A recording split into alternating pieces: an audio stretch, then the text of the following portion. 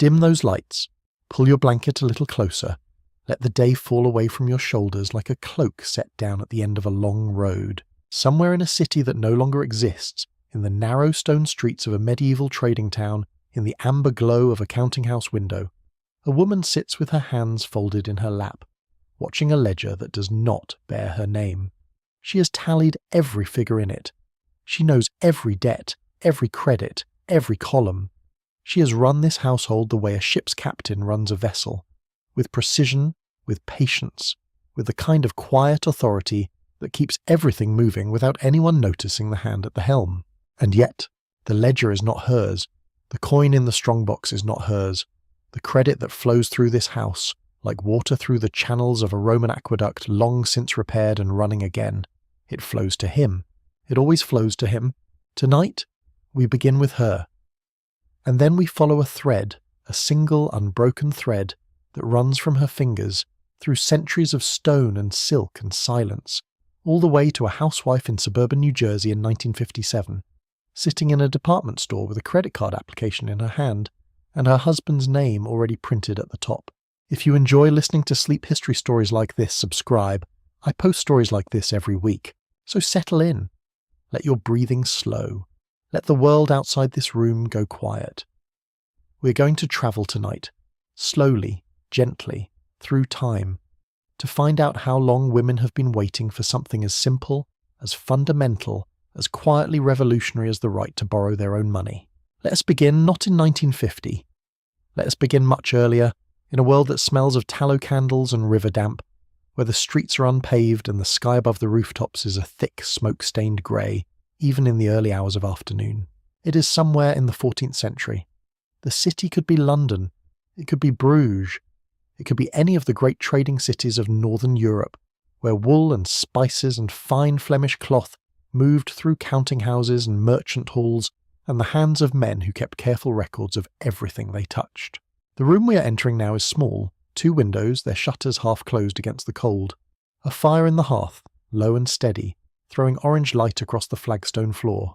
The smell of ink, the smell of beeswax, the faint sweet rot of old parchment stacked in a chest against the far wall.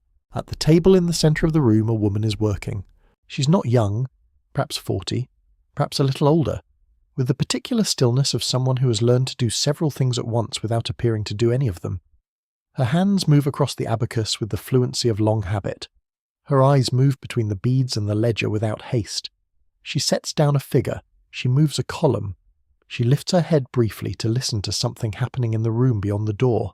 A cart arriving. Voices. The thud of a crate on stone. Then returns to the page. Her name, let us say, is Marjorie. This is not an unusual name for a woman of this time and place. Marjorie is the wife of a wool merchant, and she has been managing his accounts since the 2nd year of their marriage, when it became apparent to both of them that she had a better head for numbers than he did, and that this was a thing neither of them needed to say aloud. She is, in the language of her time, a femme covert. This phrase, femme covert, is a piece of legal terminology that most of us have never encountered, and yet it governed the lives of women across the Western world for centuries. It comes from the Old French, and it means roughly a woman who is covered, a woman who exists in the eyes of the law beneath the legal identity of her husband. Her legal personhood, upon marriage, merged into his. She could not own property in her own name. She could not enter into contracts. She could not sue or be sued. She could not, in any formal legal sense, do business. And yet, here she is, at the table, moving the beads, watching the columns. The law said one thing. Life, as it so often does, arranged itself differently. The reality of medieval merchant life was far more complicated, far more human, and in some ways far more progressive than the legal framework suggests. Women like Marjorie occupied a kind of productive shadow. They worked, they managed, they negotiated, they knew the business inside out, and in many cases they were the business. But the official record, the ledger that would be presented in a court of law or a merchant hall, bore the husband's name. The credit accrued to him. The debts were his. The reputation that allowed the household to borrow was his. She did the work. He held the name. This is not a story unique to the 14th century. It is not a story unique to any century, as we shall discover. But let us stay here for a moment longer, in this small room with its low fire and its smell of ink. because there is something important happening here that is easy to miss if you're not looking for it. Marjorie knows exactly what the household is worth. She knows it down to the last farthing. She knows which creditors are patient and which are not. She knows which shipments are overdue and which customers pay early, and which ones need 3 letters before they pay at all. She knows the business the way a person knows a house they have lived in for 20 years, the way they know which floorboard creaks, which door sticks in damp weather, which window lets in the cold in February. And she knows, with the quiet, permanent certainty of a person who has never been asked to explain what they know, that none of this is hers. The wool is not hers. The house is not hers. The merchant credit that allows them to operate, the arrangement with the Lombard bankers, the relationship with the cloth merchants in the Low Countries, the standing with the guild that allows them to trade, none of it is attached to her name. It is attached to his, and if he died tomorrow, God forbid she does not think this thought often, but it surfaces sometimes in the quiet of the counting house. If he died tomorrow, she would need to act immediately, to secure what she could, to find a legal guardian, to negotiate, to manoeuvre. Because a widow, in medieval law, had slightly more latitude than a wife. A widow could, under certain circumstances, trade in her own right. But a wife? A wife was covered. A wife was invisible to the law. She sets down the abacus. She looks out the half-shuttered window at the grey sky above the rooftops. Somewhere below, the cart is being unloaded. She can hear the voices of the men, the creak of the rope, the particular sound of baled wool being shifted across stone. She thinks about numbers. She always thinks about numbers.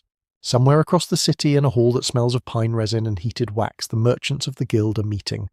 Her husband is there. Her husband is signing something. Her husband's name is being entered into a record that will survive in some archive for 600 years. Her name is not in the record, but her arithmetic is in every figure in it. This is where we begin. Not with outrage. We're here to sleep, after all, not to march. But with a kind of slow, quiet attention to the shape of a thing. The shape of how power moves through a society. The shape of how credit, that extraordinary human invention, that promise of future value, that handshake across time, was assigned not to people, but to men. And how that assignment, so old it seemed like nature rather than law, persisted, changed shape, put on different clothes, spoke with different accents, but persisted, all the way to 1957, all the way to a department store in New Jersey, all the way to a woman sitting with a form in her hand and a question forming in her mind that she has never, until this moment, thought to ask. Why is his name already printed at the top? But we are not there yet. We are here, in the counting house, with Marjorie and the low fire and the smell of ink and the ledger that is not hers. Let the sound of the abacus beads settle around you like the sound of a clock in a quiet room. Each bead a small solid thing, each figure a fact, each column a life's work. Let the firelight flicker at the edges of your vision. Let the cold outside the window stay outside the window. We are warm here. We are still. We are watching a woman who knows everything and owns nothing, and we are beginning to understand that this is a story with a very long arc. Let us follow it, gently, without hurry, into the centuries ahead. There is a particular kind of document that survives from the 14th and 15th centuries, a document that historians of medieval commerce have spent decades studying, translating, and interpreting, trying to extract from it the fullest possible picture of how trade worked in the great cities of northern Europe. It is the merchant letter, the trading correspondence that merchants sent between cities, between London and Bruges, between Bruges and Florence, between Florence and Constantinople, the letters that carried news of prices and shipments and the movement of goods across the continent. These letters are extraordinary records of a commercial world of remarkable sophistication. They discuss currency exchange rates. They discuss the quality of particular lots of cloth or grain or spice. They discuss the creditworthiness of trading partners, who can be trusted to honour a bill of exchange, who has a reputation for reliability, who is known to be slow in settling accounts. They are, in essence, the informal communications of a credit rating system, a system for assessing and transmitting information about who in the trading world could be trusted. And in these letters, scattered through the formal language of commercial correspondence, you find the traces of women's knowledge, the traces of their involvement, the traces of their presence in a commercial world that did not formally acknowledge them. There are the letters written in a man's name that carry details, specific, precise, operationally important details. that could only have come from someone who was actually managing the day-to-day operations of the trading enterprise. The details of which warehouse the goods are stored in, which agent is reliable, which shipment needs to be tracked, which customer needs to be written to about an outstanding account. These are not the details of an absentee proprietor. These are the details of someone who is on the ground, managing the business, keeping it running. In many cases, the merchant whose name appears at the top of the letter was in another city, or at the guild hall, or simply not in the counting house. And the person who was in the counting house, who knew the details, who could tell the agent in Bruges which warehouse and which shipment and which customer, was his wife. Her knowledge, transmitted through his signature, her expertise, attributed to his name. The letters survive, the attribution survives. Her name does not, but we can read the traces. We can read the particular texture of knowledge that appears in these letters and understand something about who actually had it. The historians who have studied medieval merchant correspondence most carefully, the scholars who have spent careers reading these documents, note this phenomenon. They note the places where the voice seems to shift, where the operational detail is too precise for someone who was not actually there, where the knowledge of the business is too intimate for someone who was only nominally its proprietor. She was there. The letters carry her presence embedded in his words. This is one of the quietest and most persistent forms of historical invisibility. Not the erasure of women's names, but the attribution of their knowledge to other names. The knowledge was real. The expertise was real. The contribution was real and essential, and without it the enterprise would have struggled. But the record says, he knew this. He managed this. He made this decision. He did not, she did, and the record does not say so. This attribution problem is not merely a matter of historical justice, though it is that. It is also, importantly, an economic problem, because economic standing in the medieval world, as in every world, was built on reputation, on the accumulation of a track record, on the knowledge in the trading community that this person could be trusted, that this person's word was good, that this person would honour their obligations and deliver what they promised. Marjorie's reputation, the reputation she built through 20 years of reliable management of the trading enterprise, accrued to him. His name was the name that stood behind the bills of exchange. His name was the name that the agent in Bruges recognised as reliable. His name was the name that appeared in the guild records as a member in good standing. When he died, that reputation died with him. Or rather, it died with her. Because she had built it. She had earned it. She had been the one, year after year, making the decisions that had produced the track record that the trading community knew as his name. And when he was gone, she had to start again. As a widow, with slightly more legal freedom than she had had as a wife, but with no formal reputation, no name in the records, no official standing in the merchant community. She had to rebuild, under her own name, what she'd spent decades building under his. Some women manage this. There are records of medieval widows who successfully took over their husbands' businesses and ran them for years, who built their own reputations and their own trading networks and their own standing in the merchant community. These women are remarkable figures. Remarkable not because what they were doing was extraordinary, but because the system made it extraordinary. They were doing what they had always done. The system was, for the first time, allowing them to do it under their own names. And they did it well. Of course they did it well. They had been doing it all along. The lesson of the medieval merchant widow is the same lesson that would be learned 600 years later, when the banks finally began to accumulate data on women's credit behaviour after the Equal Credit Opportunity Act. The lesson is simple. It was always simple. The women knew what they were doing. They had always known what they were doing. The system just was not looking. Let us stay in Bruges for a moment longer. It is late afternoon, and the light coming through the high windows of the merchant hall is the particular golden amber light of a northern European autumn, thickened by the mist off the canal and the smoke from a dozen braziers. The hall is large and the air is full of the sounds of commerce, voices negotiating, clerks copying, the shuffle of paper and the clink of coin. Around the edges of the hall, less visible but no less present, the women move, the merchant's wife checking on a shipment, the widow who has been running her husband's cloth business for 3 years now and knows every supplier by name, the daughter of the draper who has been keeping his accounts since she was 14, and who will, when he dies, have to find a husband to stand in front of what she has built and give it a man's name or lose it entirely. They are here. They are always here. The hall does not keep their names, but the business runs because they are in it, Let this truth settle into the warmth of the late afternoon light, golden and slow, full of suspended dust and the quiet hum of a world at work. Let it be part of what you carry into sleep, not with sorrow, not with anger, but with the particular patient recognition of something that was true for a very long time and is still, in some places, true and deserves to be seen. She was in the hall. She ran the business. Her name was not on the door, but the door was open because she was there. The fires burned lower now. Outside the counting house, the afternoon light is fading, and the sounds of the trading city are settling into the quieter rhythms of early evening. A bell somewhere across the rooftops. A church bell, marking the hour. The same bell that has marked every hour of this city's history, that will continue to mark them long after the counting house and everyone in it is dust and memory. Let us think about the law. Not the law as a list of rules. Nothing so dry as that. Let's think about the law the way a person thinks about the architecture of a house they have grown up in. The walls that are so familiar you no longer see them. The foundations that go so deep underground you have never thought to wonder what they rest on.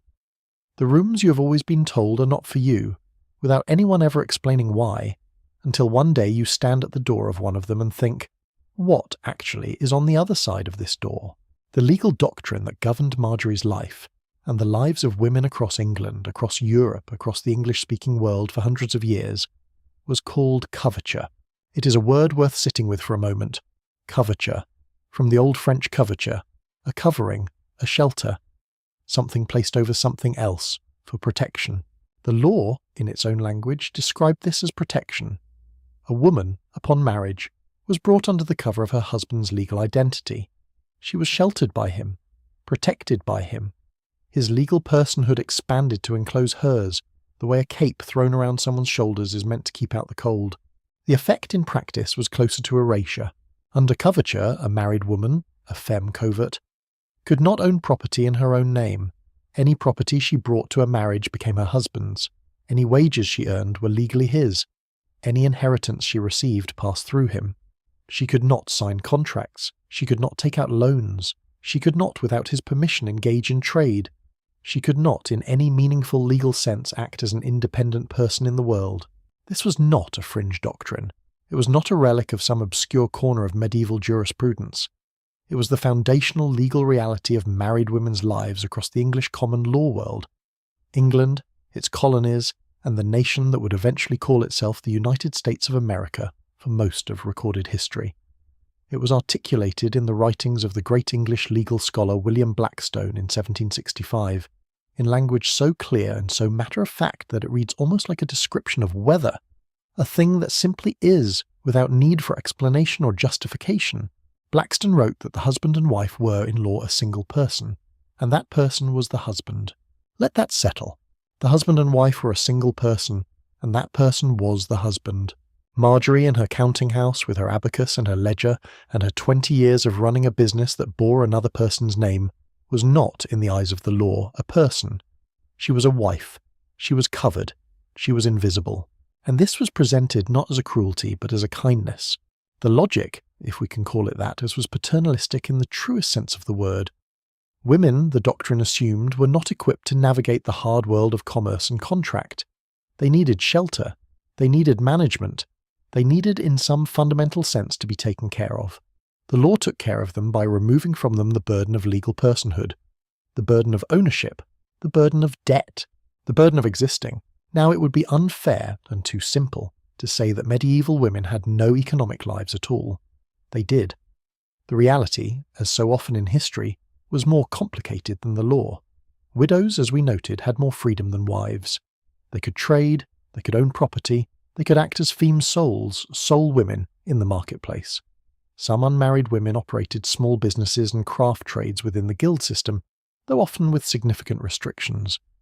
In urban centres, particularly in the trading cities of Northern Europe, there are records of women running taverns, operating as brewsters, working as dyers and weavers and seamstresses and chandlers, often within family enterprises, often without official recognition, often in the productive shadow of the law rather than in its light. But the shadow was the thing, the shadow was always the thing. The moment a woman married, the shadow deepened. The legal erasure was not partial, it was complete. Whatever she had built, whatever she had saved, whatever she had learned and cultivated and invested, it flowed to him. His name covered hers. His legal identity absorbed hers. The law called this protection. The women in the counting houses, at the looms, behind the tavern bars, tending the accounts in the back rooms of enterprises they had built from nothing. They may have called it something else, in the privacy of their own thoughts, in the quiet of the counting house, after the fire had burned low. We do not have their words for it. The words they wrote in letters and diaries, when they wrote them at all, were careful. They knew who might read them. They knew the shape of the walls they were living inside. We have the ledgers, though. We have the records of commerce.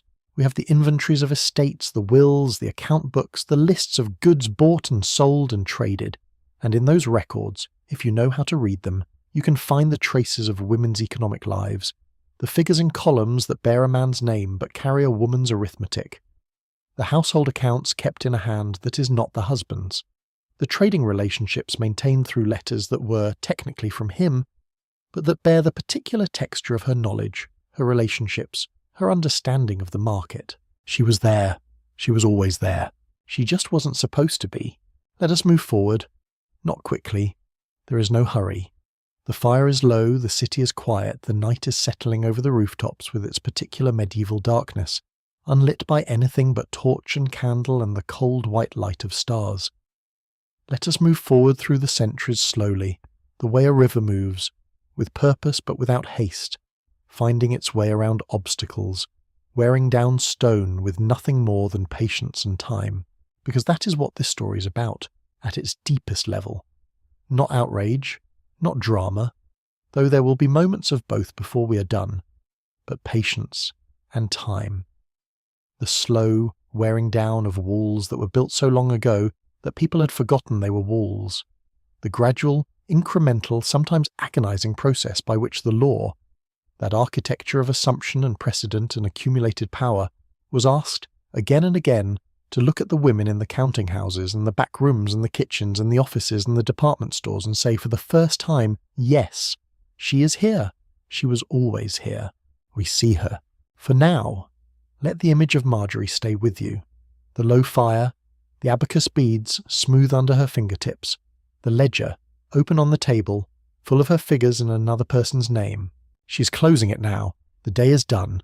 The fire needs banking, the shutters need closing against the cold. She does these things with the ease of a long habit, and then she takes up a candle, and she carries its small warm light through the door and up the stairs, and the counting house goes dark behind her. But the numbers are still there, in the columns, in the carefully maintained records that will outlast the house, and the city, and the particular arrangement of law, and custom, and assumption that made them necessary. The numbers are still there, and so is she. A few centuries pass. Let us watch them pass the way you watch the light change in a room over the course of an afternoon. Not each minute, but the accumulated shift, the way what was golden becomes amber, becomes the deep blue of late evening without your being able to identify exactly when one became the other. The trading cities grow, the counting houses multiply and change. They become banks, they become exchanges, they become the great institutions of international finance, whose names are still carved above doorways in the financial districts of London and Amsterdam and New York. The names above those doorways are, almost without exception, men's names. Inside the buildings, women work. They work in the back rooms, as they have always worked. They work as wives and daughters and sisters of merchants, managing accounts, maintaining relationships, keeping the invisible machinery of commerce running. They work as widows, exercising the slightly larger legal freedom that death of a husband confers. They work in the needle trades, in the food trades, in the domestic service industries that employ more people than almost anything else in the pre-industrial economy. They work constantly, without ceasing, in every class and every country. But the law has not moved. The law is still the architecture of Blackstone's single person. The husband and wife are one. That person is the husband. The wages she earns are his. The property she inherits flows to him. The credit she might wish to establish, the financial identity, the standing in the marketplace, belongs formally and legally to the man whose name covers hers. It is not until the middle of the 19th century that the architecture begins very slowly to shift. In England, the Married Women's Property Act of 1870 was a landmark, one of those moments in legal history that seems, from the distance of 150 years, almost incomprehensibly modest in its ambitions. The Act allowed married women to keep earnings from their own employment and to inherit personal property. That was its revolutionary core. A woman who worked could keep what she earned. A woman who inherited money could keep what she received. This had not been possible before. Let that settle for a moment into the quiet of this room. A woman who worked, who traded her time and skill and knowledge and labour for wages, had not previously been entitled to keep those wages. They belonged to her husband. This had been the law for centuries. The 1870 Act changed it. It was followed in 1882 by a broader Married Women's Property Act that gave married women in England and Wales the right to own property in their own names, to enter into contracts and to sue and be sued as independent legal entities. Marjorie in her counting house 500 years earlier would have found this extraordinary. In the United States, similar reforms were happening state by state through the latter half of the 19th century and into the 20th. New York passed its Married Women's Property Act in 1848. Mississippi, surprisingly, given what we know of its later history, had actually passed a limited version as early as 1839. Other states followed, slowly, unevenly, with many limitations and qualifications and carve-outs that kept women's economic freedom from being anything like complete. Progress, in law as in so many things, is not a clean line. It is a tangle. 2 steps forward, a complicated sideways movement, a period of apparent stasis, a sudden lurch ahead that reveals, on closer inspection, a new set of walls behind the ones that have just been removed. Because here is the thing about the 19th century Property Acts. The thing that is easy to miss if you are reading the legal history at speed. They addressed property. They addressed wages. They addressed the formal static things, the house, the inheritance, the savings account. They did not, in most cases, address credit. They did not address the dynamic, forward-looking financial instrument that was becoming, in the industrial economy, increasingly central to economic life: credit. The ability to borrow, the ability to make a promise of future payment that the market would honour, the ability to say, not merely what you have today, but what you will pay tomorrow, and to have that promise accepted, recorded, acted upon. Credit is not the same as property. Property is what you have accumulated. Credit is what the world believes you can do. Credit is not about the past. It is about the future. It is about trust. The specific, structured, formalized trust that allows commerce to flow and enterprises to grow and individuals to navigate the gap between the money they have now and the money they will need next week. And credit, as the 20th century approached, was becoming organized in new ways. The informal credit of the medieval merchant, the handshake, the word, the relationship between buyer and seller that allowed goods to move on account, was being formalized, systematized, turned into institutions with rules and records and scores and identities. Credit was becoming something that could be assessed, quantified, and assigned. And it was being assigned still in the same way it had always been assigned, to men.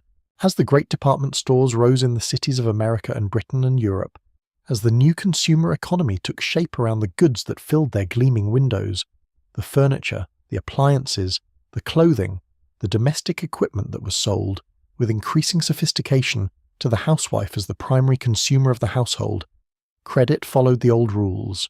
The account was the husband's. The credit was his. The card, when cards came, would be in his name. The woman who walked into the department store, who chose the furniture and selected the appliances and made every decision about what the household would purchase, she was doing so on his credit, under his name, with his permission, formal or assumed. She was still covered, not by law now, not in the same way Marjorie had been covered by coverture, not with the explicit legal doctrine that made her a non-person. The Great Property Act had dismantled most of that. She could own things, she could sign contracts in principle, she could work and keep her wages, but credit is a social construct as much as a legal one. It is not enough for the law to say that a woman may borrow. The institutions that do the lending must also believe it. The banks must be willing to assess her creditworthiness as a person, not merely as an appendage to a man. The records must exist, the history must be built, and the history had not been built. Could not be built.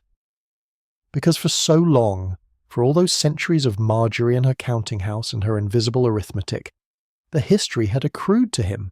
The credit had accrued to him. The reputation had accrued to him. She had been doing the work. The work had been attributed to him. And now, in a new world that ran on credit scores and financial histories, and the formal institutional assessment of who was trustworthy and who was not, she arrived with nothing. No history, no record, no identity in the ledger of the new economy. Just a blank page with his name at the top. Let us go to America now. It is 1950. The war is 5 years behind them, and America has emerged from it into something that feels, to the people living inside it, like a dream materialized. The factories that spent a decade making tanks and ammunition and airplane parts have retooled, are still retooling, have been retooling for 5 years now, into the factories of a consumer economy unlike anything the world has ever seen. They are making refrigerators, they are making washing machines, they are making electric ranges and vacuum cleaners and toasters and television sets, and the particular mid-century American automobile, long and chrome-accented and low to the ground, that will become the most recognizable symbol of this particular moment in history.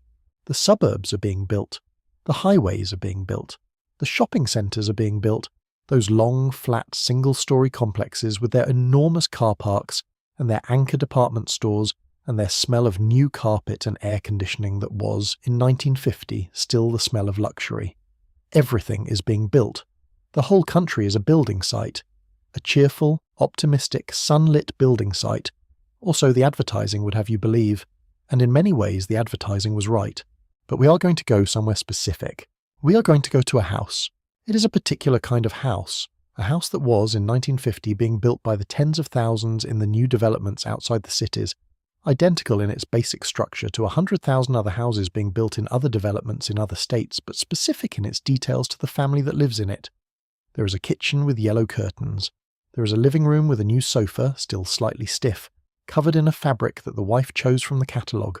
There is a television in the corner, a recent acquisition, not quite paid off. There is a refrigerator in the kitchen, also new, also not quite paid off. There is a husband who drives to the train station 5 days a week and returns in the evening with his briefcase and his loosened tie, and there is a wife. Let us think about the wife.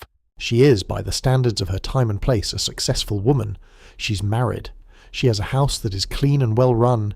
She has children who are fed and clothed and generally healthy.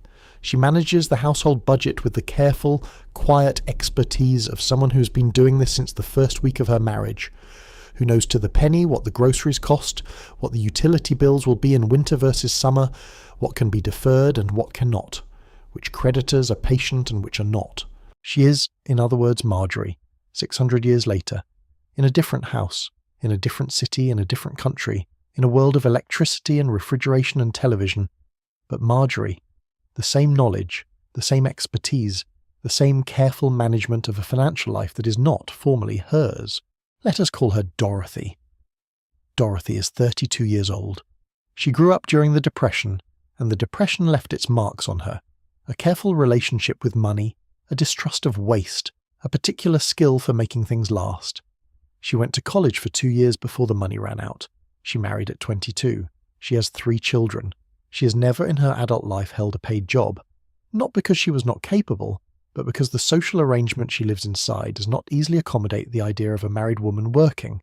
The assumption, the atmosphere, the structure of her world, the school schedules, the neighbourhood rhythms, the 1,000 small logistics of a household with children, all of it is calibrated around the idea that she will be home, that she will be available, that her work is the house and the children and the management of daily domestic life. This work is not nothing. It is, in fact, enormous. Dorothy's working day begins before her husband's and ends after his.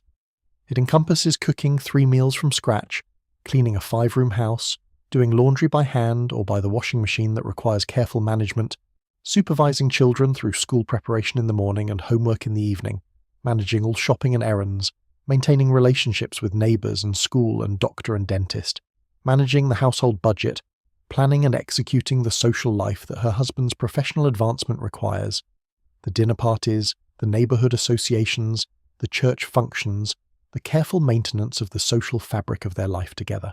This work has no wage. This work has no credit attached to it. This work, in the formal language of economics, does not exist.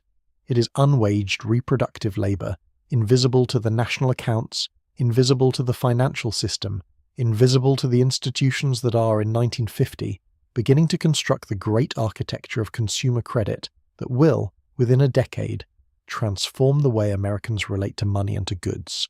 Dorothy knows what everything in this house costs. She negotiated the price of the sofa. She knows that the television is being paid for on installment, and she knows exactly how many installments remain. She chose the refrigerator from 3 options and selected it partly on the basis of the payment terms. She is, by any reasonable measure, the primary financial manager of this household. She does not have a credit card. But even if she did, even if, in 1950, credit cards were being offered, which they were only beginning to be, the card would not be in her name. It would be in his. She would be issued, at best, an additional card, a supplementary card, a card that drew on his credit, accrued to his history, built his financial identity. Her name might be embossed on the plastic. Her name would not be in the ledger. Let the quiet of this house settle around you. The yellow curtains in the kitchen window, the soft sound of the television in the next room, the children's shoes lined up by the front door. Dorothy is at the kitchen table. She's doing something that she does every week. She's going through the bills. The gas bill, the electric bill, the grocery receipts, the installment payment notice for the television. She arranges them in front of her. She adds and subtracts in her head, cross-checks against the household allowance her husband deposits in the joint account every Friday. She's competent. She's precise. She's doing this the way she has done it every week for 10 years. But she is aware, in the way one is aware of something so familiar it has almost ceased to register, that none of this careful, expert, decades-long management of a financial life exists anywhere in a formal record. There is no credit history attached to her name. There is no financial identity that is hers. If her husband died tomorrow, she does not think about this. She does not want to think about it. But it is there, at the edge of the thought, the way the edge of a cliff is there at the edge of a path. If he died tomorrow, she would not be able to establish credit in her own name. She would have no financial history. She would be to a bank or a lender a person who had never existed. She has been doing the work has accrued to him. Somewhere in the city tonight, in the offices of the banks that are beginning to design the great consumer credit system of the coming decade, men are drawing up the rules. Men are deciding who gets credit and who does not. Men are designing the systems and the forms and the application processes that will govern who can borrow and who cannot, who has a financial identity and who does not, who exists in the ledger of the modern economy. The forms they are designing have a line for the applicant's name, in their minds, without discussion, without debate, because it has never needed to be debated, because it is simply assumed, the way the walls of a room are assumed. They picture a man's name in that line. They are not thinking about Dorothy. They do not need to. Dorothy is covered. Dorothy's credit is her husband's credit. Dorothy is taken care of. Dorothy sets down the gas bill. She picks up the grocery receipts. She begins to add them up. The kitchen clock ticks on the wall. Outside, the street is quiet. The suburb is quiet. The whole country, in this particular moment before the decade gets going, feels almost preternaturally still, as if it is holding its breath before something begins. Something is beginning. But Dorothy does not know it yet. She's adding up the grocery receipts. She is good at this. She is very good at this. Nobody is keeping a record. There is a particular kind of American magazine from the 1950s, a women's magazine, one of the great mid-century publishing institutions that reached into millions of American homes every month, with its glossy covers and its articles about homemaking and its advertisements for the products that were supposed to make the housewife's life better, easier, more beautiful. Good Housekeeping, Ladies' Home Journal, McCall's Woman's Day. These magazines are, in retrospect, a remarkable document of the period, not just of the surface life they depicted, the clean kitchens, the happy children, the smiling wives, but of the particular relationship between women and commerce that the post-war consumer economy had constructed. The magazines were, in essence, the instruction manuals of consumerism. They told women what to want. They told women what to buy. They told women what a well-managed household looked like, what a well-fed family ate, what a well-dressed modern housewife wore. And they told women, in the language of their advertisements, that they were the decision-makers of the consumer economy, that their choices mattered, that their judgment about which refrigerator to buy and which detergent to use and which new range to install was the important judgment on which the entire apparatus of the household rested. The magazines were not wrong about this. Women were the decision-makers. women's choices did drive the consumer economy in the most fundamental and practical sense. The advertising that filled these magazines was not aimed at women as a courtesy or a convention. It was aimed at women because women were the ones making the purchasing decisions. The marketing research was very clear about this. Decades of consumer behavior studies confirmed what the grocers and the department store buyers and the appliance manufacturers all knew from their own experience. In the American household, she was the customer. And yet, read the advertisements carefully, look at the products, notice the language. The refrigerator that is going to revolutionize her kitchen. The washing machine that is going to give her more time for her family. The range that is going to make her a better cook.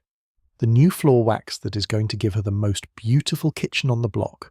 The car, here the advertising shifts slightly because the car is in some sense his domain, but even the car ads addressed her as the co-decision maker, the woman who would be driving the children to school and the groceries home and who therefore had opinions about comfort and safety and the colour of the upholstery. She was the customer. She was the decision maker. She was the target of billions of dollars of advertising, carefully crafted to understand her psychology and appeal to her desires and motivate her to choose this product over that one. And the credit that paid for all of it was his. This is the economy's deepest contradiction of the period. The contradiction between the housewife as empowered consumer, the queen of the domestic space, the arbiter of household taste and quality, and the housewife as financial non-entity. The woman with no credit history, no financial identity, no standing in the institutions that made the consumption possible. She was courted and invisible simultaneously, valued as a consumer and erased as a financial person, addressed as a decision-maker in the marketplace, and denied the financial identity that would have made her a decision-maker in the credit office. The magazines never mentioned this contradiction. It was not, in the language of the women's magazines of the 1950s, a topic. It was not a grievance that was discussed or a problem that was named. The financial life of the American housewife, to the extent that it appeared in the pages of Good Housekeeping or Ladies' Home Journal, appeared as a matter of household budgeting, of managing the allowance her husband provided, of getting the most for the family's money, of the virtuous domestic economy of the careful housewife who wasted nothing and managed everything. Her own financial identity, the question of whether she had one, whether she should have one, whether the system that denied her one was fair, was not part of the conversation. Not yet, but somewhere, in the pages of other publications, in the nascent feminist press that was beginning to grow in the late 1950s and early 1960s, the question was beginning to be asked. Not loudly at first, not in the mainstream magazines that sat on the coffee tables of the suburban households, but in the smaller publications, the more marginal spaces, the places where women were beginning to think out loud about the gap between what they were told about their lives and what their lives actually felt like. The question was forming. It would take a decade to find its full voice, but it was there, in the early 1960s, beginning to be spoken. The question behind the question. If she is the consumer, why is she not the borrower? If she makes the decisions, why is her name not on the account? If she is the foundation of the household economy, why does the household economy not acknowledge her existence? Why is his name at the top of the form? Dorothy does not read the marginal publications. She reads Good Housekeeping and Ladies' Home Journal. She reads them on Sunday afternoons in the living room, with a cup of coffee, while the children are playing outside and the house is as quiet as it gets. She reads the household management articles with the attention of an expert reading her field, nodding at some things, revising others in her head, occasionally noting something genuinely useful. She reads the advertisements with the skilled eye of a consumer who knows what she's doing, who's been making these decisions for a decade, who can assess quality and value and long-term cost with a precision the advertisers would respect if they could see it. She reads the magazines and she does not yet have the words for what she's missing. But the gap is there. The gap between the woman she knows herself to be, competent, reliable, expert in the financial management of this household, and the woman the financial system sees when it looks at her, which is no one at all. The gap is there. She does not have the words for it yet. She will. The year is 1950, and in a restaurant in New York City, a man named Frank McNamara has forgotten his wallet. This is the origin story of the credit card, or at least it is the origin story that has been told most often, repeated until it has the smooth, rounded quality of a myth. McNamara, the co-founder of a small finance company called the Hamilton Credit Corporation, was dining at Major's Cabin Grill when he reached into his pocket and found nothing. He had to call his wife to bring cash. The embarrassment of this moment, The social humiliation of having to admit to a restaurant that you cannot pay reportedly gave him an idea. What if you didn't need to carry cash? What if a card, a simple card, issued to credit-worthy individuals could serve as the proof of your ability to pay? Not the payment itself, but the proof of your standing, your reputation, your identity as someone the restaurant could trust to settle the account later. In February of 1950, McNamara returned to Major's Cabin Grill with his business partner Ralph Schneider and paid for dinner with a small cardboard card, the Diners Club card. It was not the first charge card ever issued.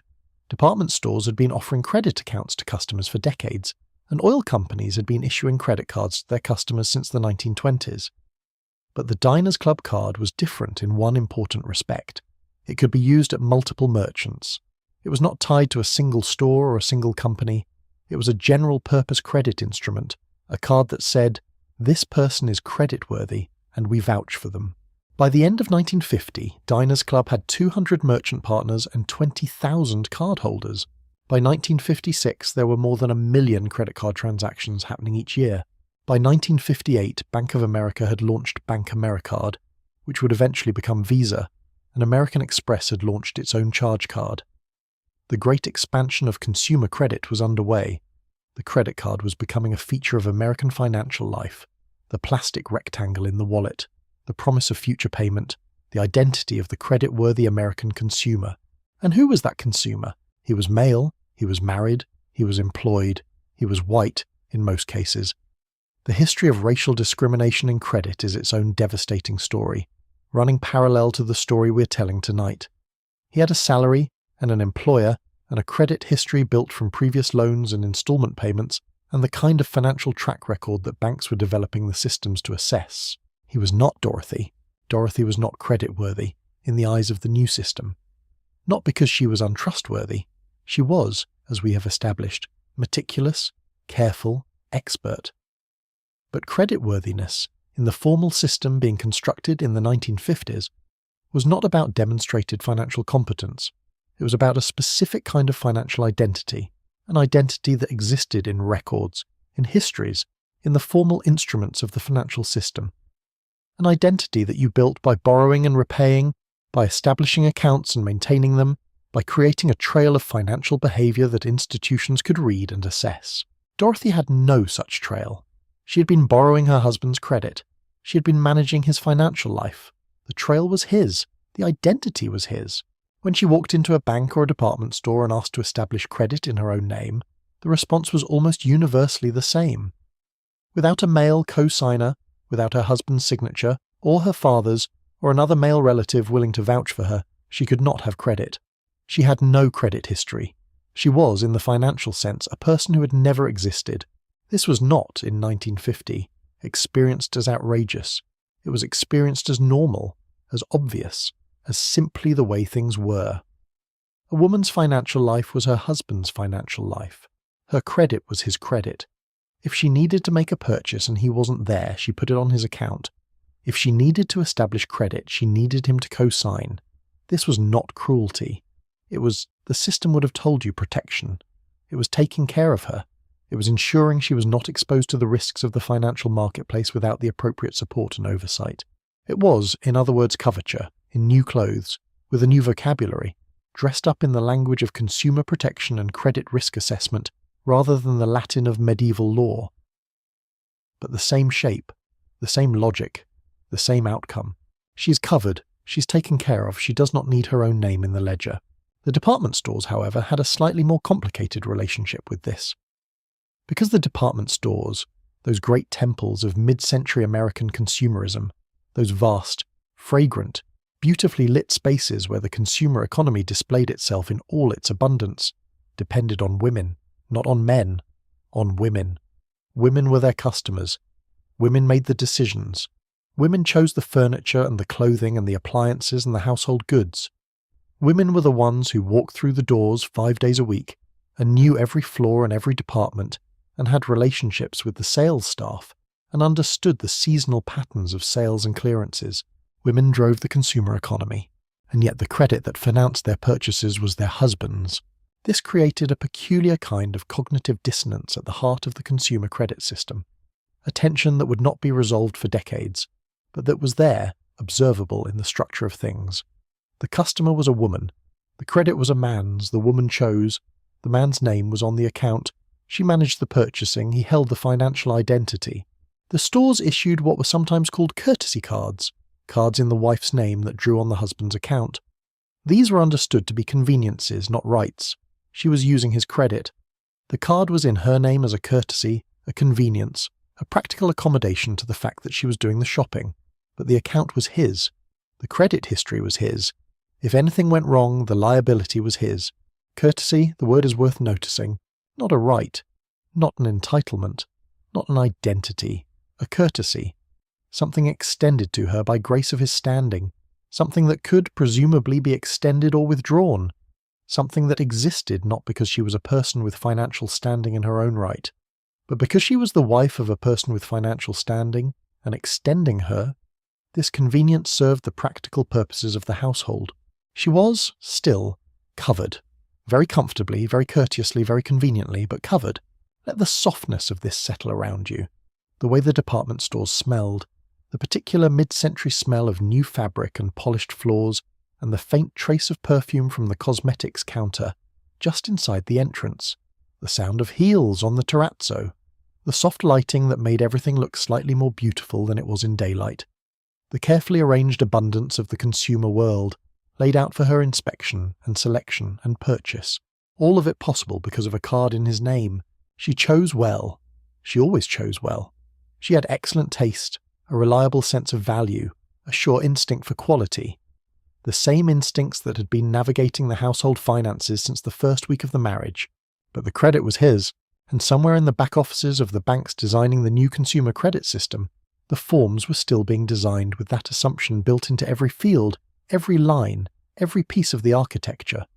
The applicant's name, the employer, the salary, the credit history. His. Let your eyes rest. The department store lights are warm and constant. The sale items on the end of the aisle are perfectly arranged. The woman at the counter is patient and helpful. The card in the wallet is a courtesy card, and its name is his, and this is the world as it is. For now, there is a dimension of the credit discrimination story that has not yet been fully told tonight. The dimension of loss. Not the gradual, ambient loss of financial identity that the housewife experienced over the course of a marriage. The slow disappearance of her independent financial standing into the merged credit identity of the household, but the sudden, sharp loss that came with the end of a marriage. Death. Divorce. The two events that terminated the marriage and with it, the financial arrangement that had been providing, however inadequately, however invisibly, however entirely on terms she had not set, a framework for her economic existence. When a husband died in 1955 or 1960 or 1967, what happened to the wife? The formal answer involves wills and probate, and the laws of interstate succession, which were not in this period uniformly unfair to women. A wife typically inherited a portion of her husband's estate, the share varying by state and circumstance, but not negligible. She might inherit the house, or her share of it. She might inherit savings. She might inherit the car. What she did not inherit was his credit. Credit is not property in the estate sense. You cannot bequeath your credit rating to your heirs. Credit is a relationship between a borrower and the institutions that have assessed them as creditworthy, built on the foundation of a documented financial history. When the borrower died, the relationship died with him.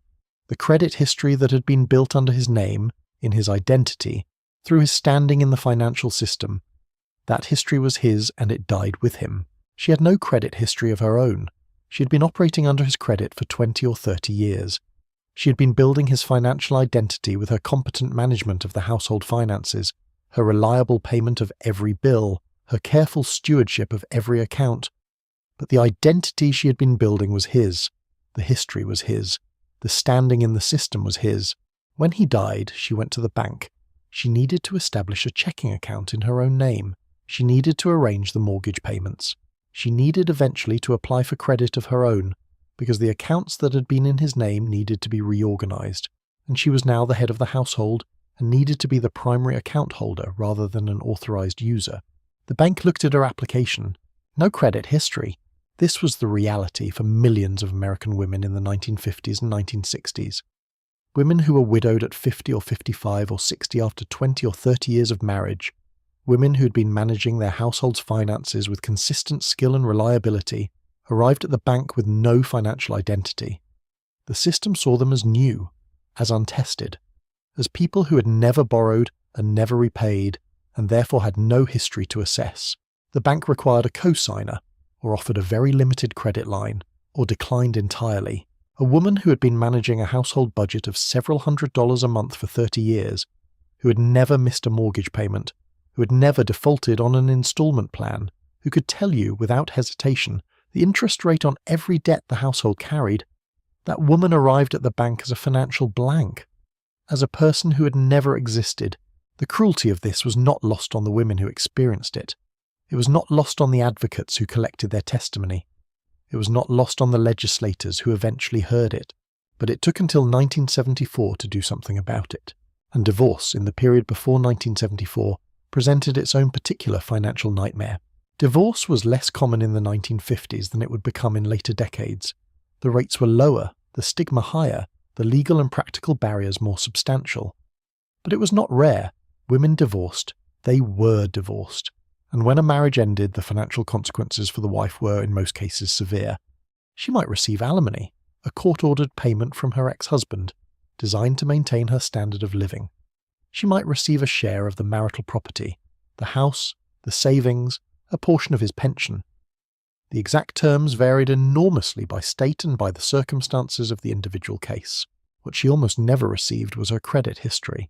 The credit history that had been built in his name, the track record of mortgage payments, car loans, department store accounts, credit cards, that was his.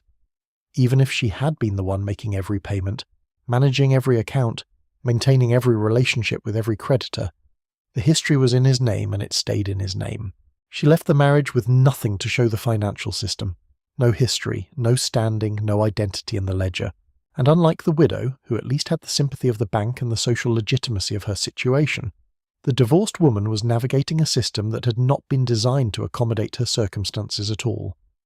The credit system's model of the female credit applicant was either the single working woman, acceptable in principle, difficult in practice, or the married woman, whose credit was her husband's. The divorced woman was neither. She was an anomaly, a deviation from the expected pattern. She often found herself, in the months after a divorce, unable to rent an apartment without a male co-signer, unable to get a car loan without a male co-signer, unable to establish a credit card account without a male co-signer. The male co-signer might be her father, who might or might not be living, who might or might not be willing to help, who might or might not be in better financial standing than she was. It might be her brother. It might be a male friend willing to vouch for her. The requirement was for a man, any man, whose standing in the financial system, however modest, was considered more reliable than hers, however substantial. This is the particular logic of structural discrimination. It is not calibrated to individuals. It does not assess her specifically. It assesses the category she belongs to and assigns to her the standing, or the non-standing, that the category holds. She is a divorced woman. Divorced women are risky. She is risky. Not because of anything she has done or not done, because of what category she falls into. The women who experienced this, who walked out of the end of marriages that had been their whole financial existence, and found themselves, at 40 or 45 or 50, classified as credit non-entities, did not forget it. They told their stories. They joined the advocacy groups. They testified before committees. Their stories were among the most powerful in the congressional record, because the damage was not abstract. It was not theoretical. It was the inability to rent an apartment, the inability to buy a car, the inability to establish the basic financial infrastructure of an independent adult life, without a man to stand in front of it and vouch for its existence. The damage was real, the stories were real, and eventually they mattered. Not all women in the 1950s were married. This seems like an obvious thing to say, but it is worth saying, because the cultural mythology of the 1950s is so powerfully organized around the image of the housewife, the aproned woman in the clean kitchen, the smiling mother at the school gate, the partner to the breadwinning husband, that it tends to crowd out the many, many women who did not fit this picture. The women who had never married, the women who were widowed, the women who were divorced, in an era when divorce carried real social stigma, but was not, even then, vanishingly rare. The women who simply wanted, for reasons of ambition or circumstance or personal inclination, to have economic lives of their own. There were more of them than the mythology suggests. Women were in the workforce in significant numbers throughout the 1950s, not in the same numbers as during the war when women had been actively recruited into factory and office work to replace the men who had gone overseas, and not as the dominant cultural narrative would have it, returning dutifully to the kitchen when the men came home. Some did return to the kitchen, many did not. Women remained in the workforce throughout the 1950s, in clerical work, in nursing, in teaching, in the service industries. Women's labour force participation was lower than it would become in later decades, but it was not negligible. Millions of women were earning wages, and those women, the women who were single and working and earning and paying their taxes and living their lives, they still could not get credit in their own names without enormous difficulty. Not because they were dependent on husbands, not because they were covered by another person's legal identity, but because the system had been built on the assumption that a credit-worthy person was a man and a woman seeking credit was an anomaly, a deviation from the expected pattern, and deviations from the expected pattern were treated with suspicion. A single woman who walked into a bank and applied for a credit card was likely to face one of several responses. The first was refusal, simply that. No stated reason, or a reason that gestured vaguely at financial risk or insufficient history, but the outcome was clear. No. The second was the requirement for a male co-signer. Even if she was earning a perfectly adequate salary, even if she was earning more than the male co-signer she was being asked to produce, the bank wanted a man to vouch for her. A father, a brother, an uncle, someone whose financial standing was considered real, established, trustworthy, someone with a name in the ledger. The third, and in some ways the most quietly insulting, was the partial accommodation. She could have a credit card, she could establish an account, but her credit limit would be lower than a man's with an equivalent income. Her creditworthiness would be assessed differently, more conservatively, with more restrictions. She would be extended credit on conditions that no man with her financial profile would have to accept. This was not a conspiracy. It was not a deliberate, coordinated decision by the banking industry to disadvantage women. It was, rather, the natural expression of an assumption so deeply embedded in the system that it required no committee, no vote, no explicit decision.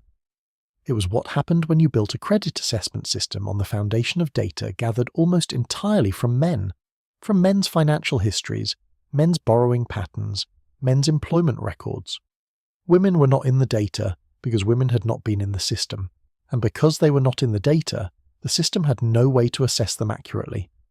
And because it had no way to assess them accurately, it fell back on the assumption that had governed things for centuries, that a woman's financial standing was not hers but her husband's, or her father's, or her brother's, anyone's really, but hers. There is a story, not an unusual story, but a story that captures something real, of a woman in the early 1960s who applied for a credit card with a major American bank. She was a school teacher.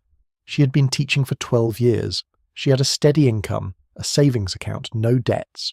She had never defaulted on anything in her life. She was a model of financial probity. She was refused. The bank cited insufficient credit history. She had no credit cards, no loans in her own name. Of course she had no loans in her own name. She had never been offered any. The refusal was self-perpetuating. You could not establish credit history because you could not get credit. You could not get credit because you had no credit history. The circle was closed. The system had designed its own excuse and called it a rule. She applied again, with a male co-signer, her father, who was 70 years old and retired on a small pension that was considerably less than her schoolteacher's salary. He signed the form, she got the card. The bank had assessed her father's financial standing as more reliable than her own. Not his income was lower. Not his track record of financial management, she had one. He had not managed a complex household budget for 12 years. But his name, his legal identity, his existence in the system as a credit-worthy person, simply by virtue of being a man. This was the architecture, not malice. Architecture. The built environment of assumption and precedent erected over centuries, so familiar that it looked like reality. Let us think for a moment about what credit actually is. At its most fundamental, credit is trust. It is the belief, formalized and institutionalized, that a person will honour a future obligation. It is the extension of value in the present in exchange for a promise of value in the future. And the assessment of creditworthiness is, at its core, an assessment of trustworthiness, of reliability, of judgment, of the capacity to manage resources responsibly over time. By any honest assessment of these qualities, by any fair evaluation of who, in the American households and offices and schools of the 1950s, was demonstrating reliability and judgment and responsible management of resources over time, women were not less creditworthy than men. The evidence was everywhere, in the household accounts kept to the penny, in the careful management of mortgage payments and utility bills and school fees, and the 100 other financial obligations of a family's life, in the schoolteacher who'd been teaching for 12 years without a default or a late payment, or a financial stumble of any kind. The evidence was there. The system was not looking at the evidence, the system was looking at the name. His name or her name, his history or her history, his standing or her standing. And in 1957, in a quiet suburb of an American city, a woman named Dorothy was still doing the grocery accounting at the kitchen table on a Friday afternoon, setting the numbers down in a way that would have impressed any credit analyst who cared to look. But no credit analyst was looking, because no credit was in her name, and no one was keeping a record of her. Except her, she was keeping a record. She kept meticulous records. She always had. She just had nowhere to send them. Change does not announce itself. It does not arrive with fanfare and proclamation. It comes most often quietly, through the accumulated weight of individual women deciding one by one to ask a question they had never been encouraged to ask. Why? It is such a simple word, such a small word for such a large function. Why must my husband co-sign for my credit card? Why is my salary considered insufficient on its own? Why does the bank assess my application differently from a man's with the same financial profile? Why is my credit history invisible when I have been managing the household finances for 15 years? Why is my name not in the ledger when the numbers in the ledger are mine? These questions did not emerge all at once. They emerged gradually in different places, in different contexts, spoken sometimes in the offices of banks and sometimes at kitchen tables, and sometimes in the pages of magazines and newspapers that were beginning, slowly and with great caution, to take women's economic lives seriously as a subject. The women's movement of the 1960s is often discussed primarily in terms of its most visible, most politically charged expressions: the marches, the manifestos, the dramatic confrontations with the institutions of American society. But the economic dimension of the movement, the quiet, grinding, deeply practical work of changing the systems that governed women's financial lives, was in many ways its most consequential achievement and its least celebrated one, because money is not glamorous. Credit card law is not glamorous. The Equal Credit Opportunity Act is not a manifesto. It does not stir the blood the way a march on Washington stirs the blood. It does not produce images that go into the history books. But it changed something more fundamental than many things that do go into the history books. It changed whether a woman existed in the financial system, whether her name was in the ledger, whether the work she did, the years of careful management, the meticulous record-keeping, the demonstrated financial competence, counted as something real. In 1963, the Equal Pay Act was signed by President Kennedy. This addressed one dimension of women's economic inequality: the wage gap, the practice of paying women less than men for the same work. It was important. It was also partial. It did not address credit. It did not address the financial identity problem. It did not change the fact that a woman earning wages she was now, in theory, entitled to earn on equal terms with men, was still, in most of the country, unable to translate those wages into credit history, into a financial identity of her own. The Civil Rights Act of 1964 included in Title VII provisions against employment discrimination on the basis of sex. Again, important. Again, partial. The women who were fighting for economic equality in the 1960s found themselves working on many fronts simultaneously, and the credit front was a particularly frustrating one, because it was so deeply embedded in the structure of the financial system that it was hard even to name as a problem.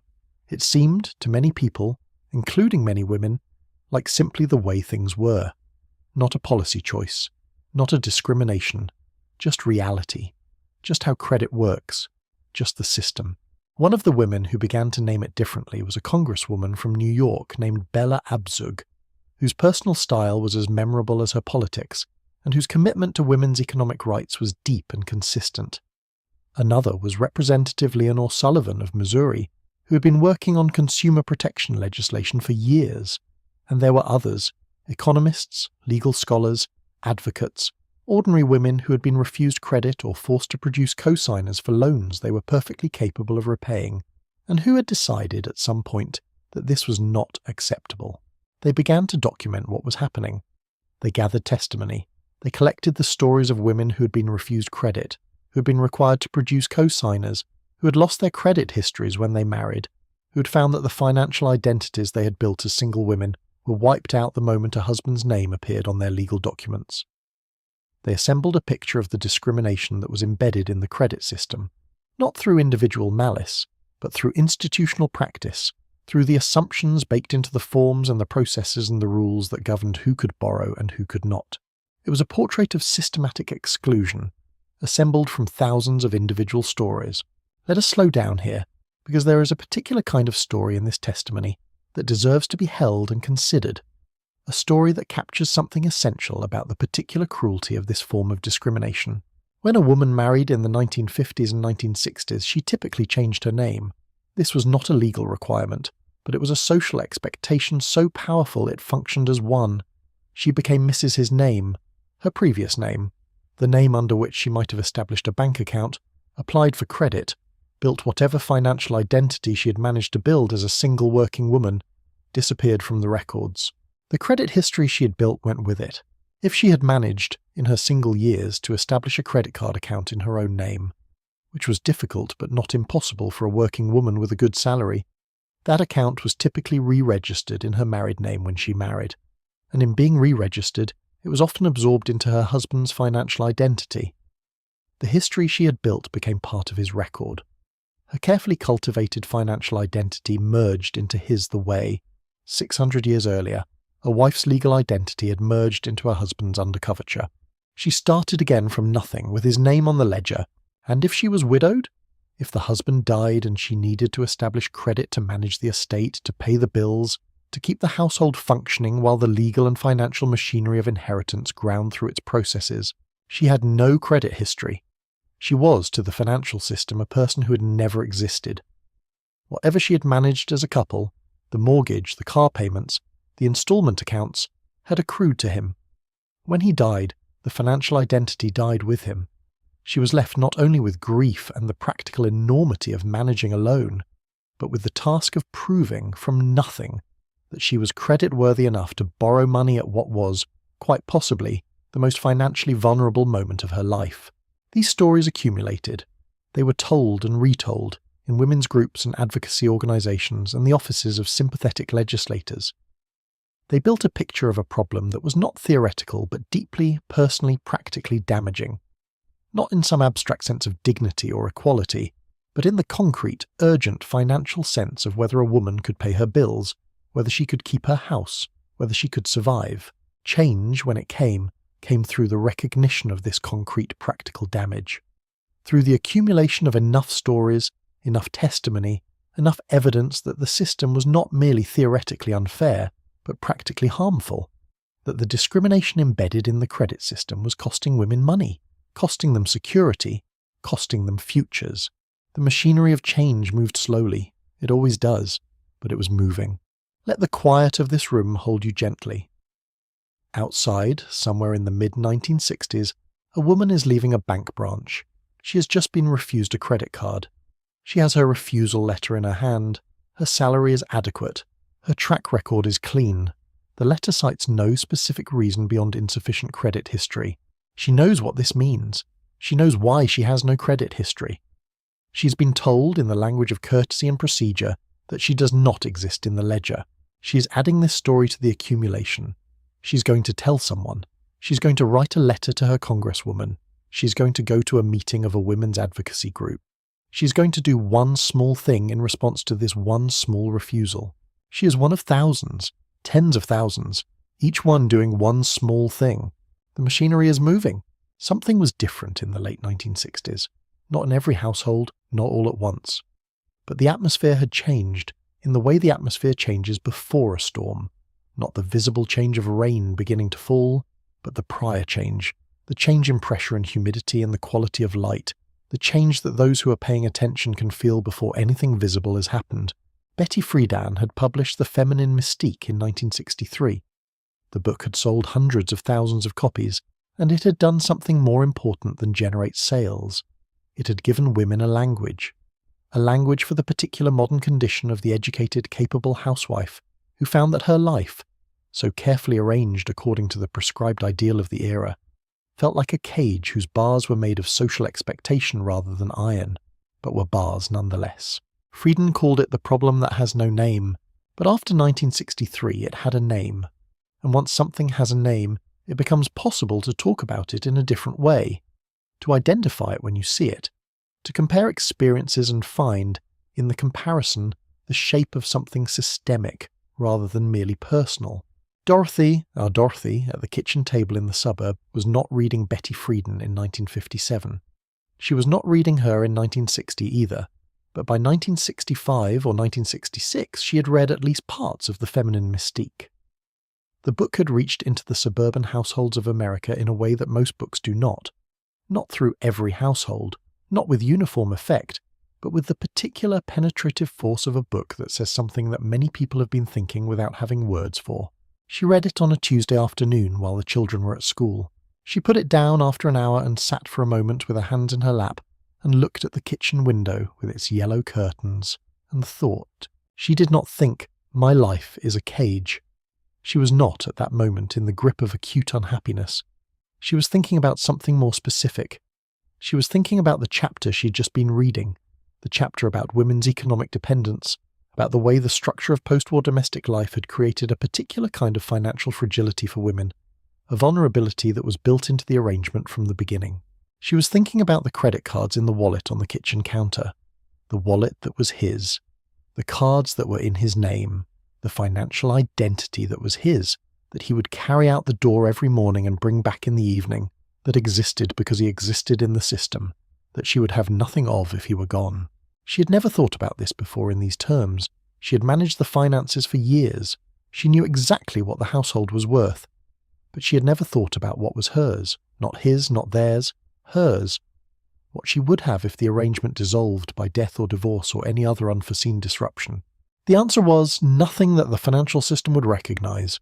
She sat with this for a while. Then she got up and started making dinner. But the thought did not leave. Thoughts like this do not leave once they arrive. They settle into the quiet corners of the mind and they stay there, and sometimes you forget about them for months, and then something happens.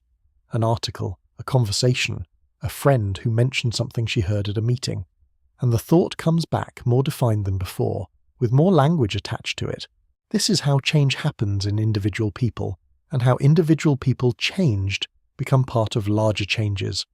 Not in dramatic moments of conversion, in the slow accumulation of awareness, in the gradual building of language and understanding, and the recognition that your private experience is not merely private, that the gap between who you know yourself to be and what the system sees when it looks at you is not a personal problem but a structural one. Dorothy is part of this accumulation.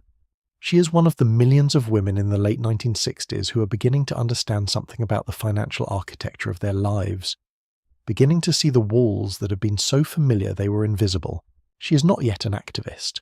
She may never be an activist in the sense of public political engagement. But she is thinking. She is paying attention. She is asking in the privacy of her own mind the question that is beginning to be asked in 1,000 private minds across the country. Why?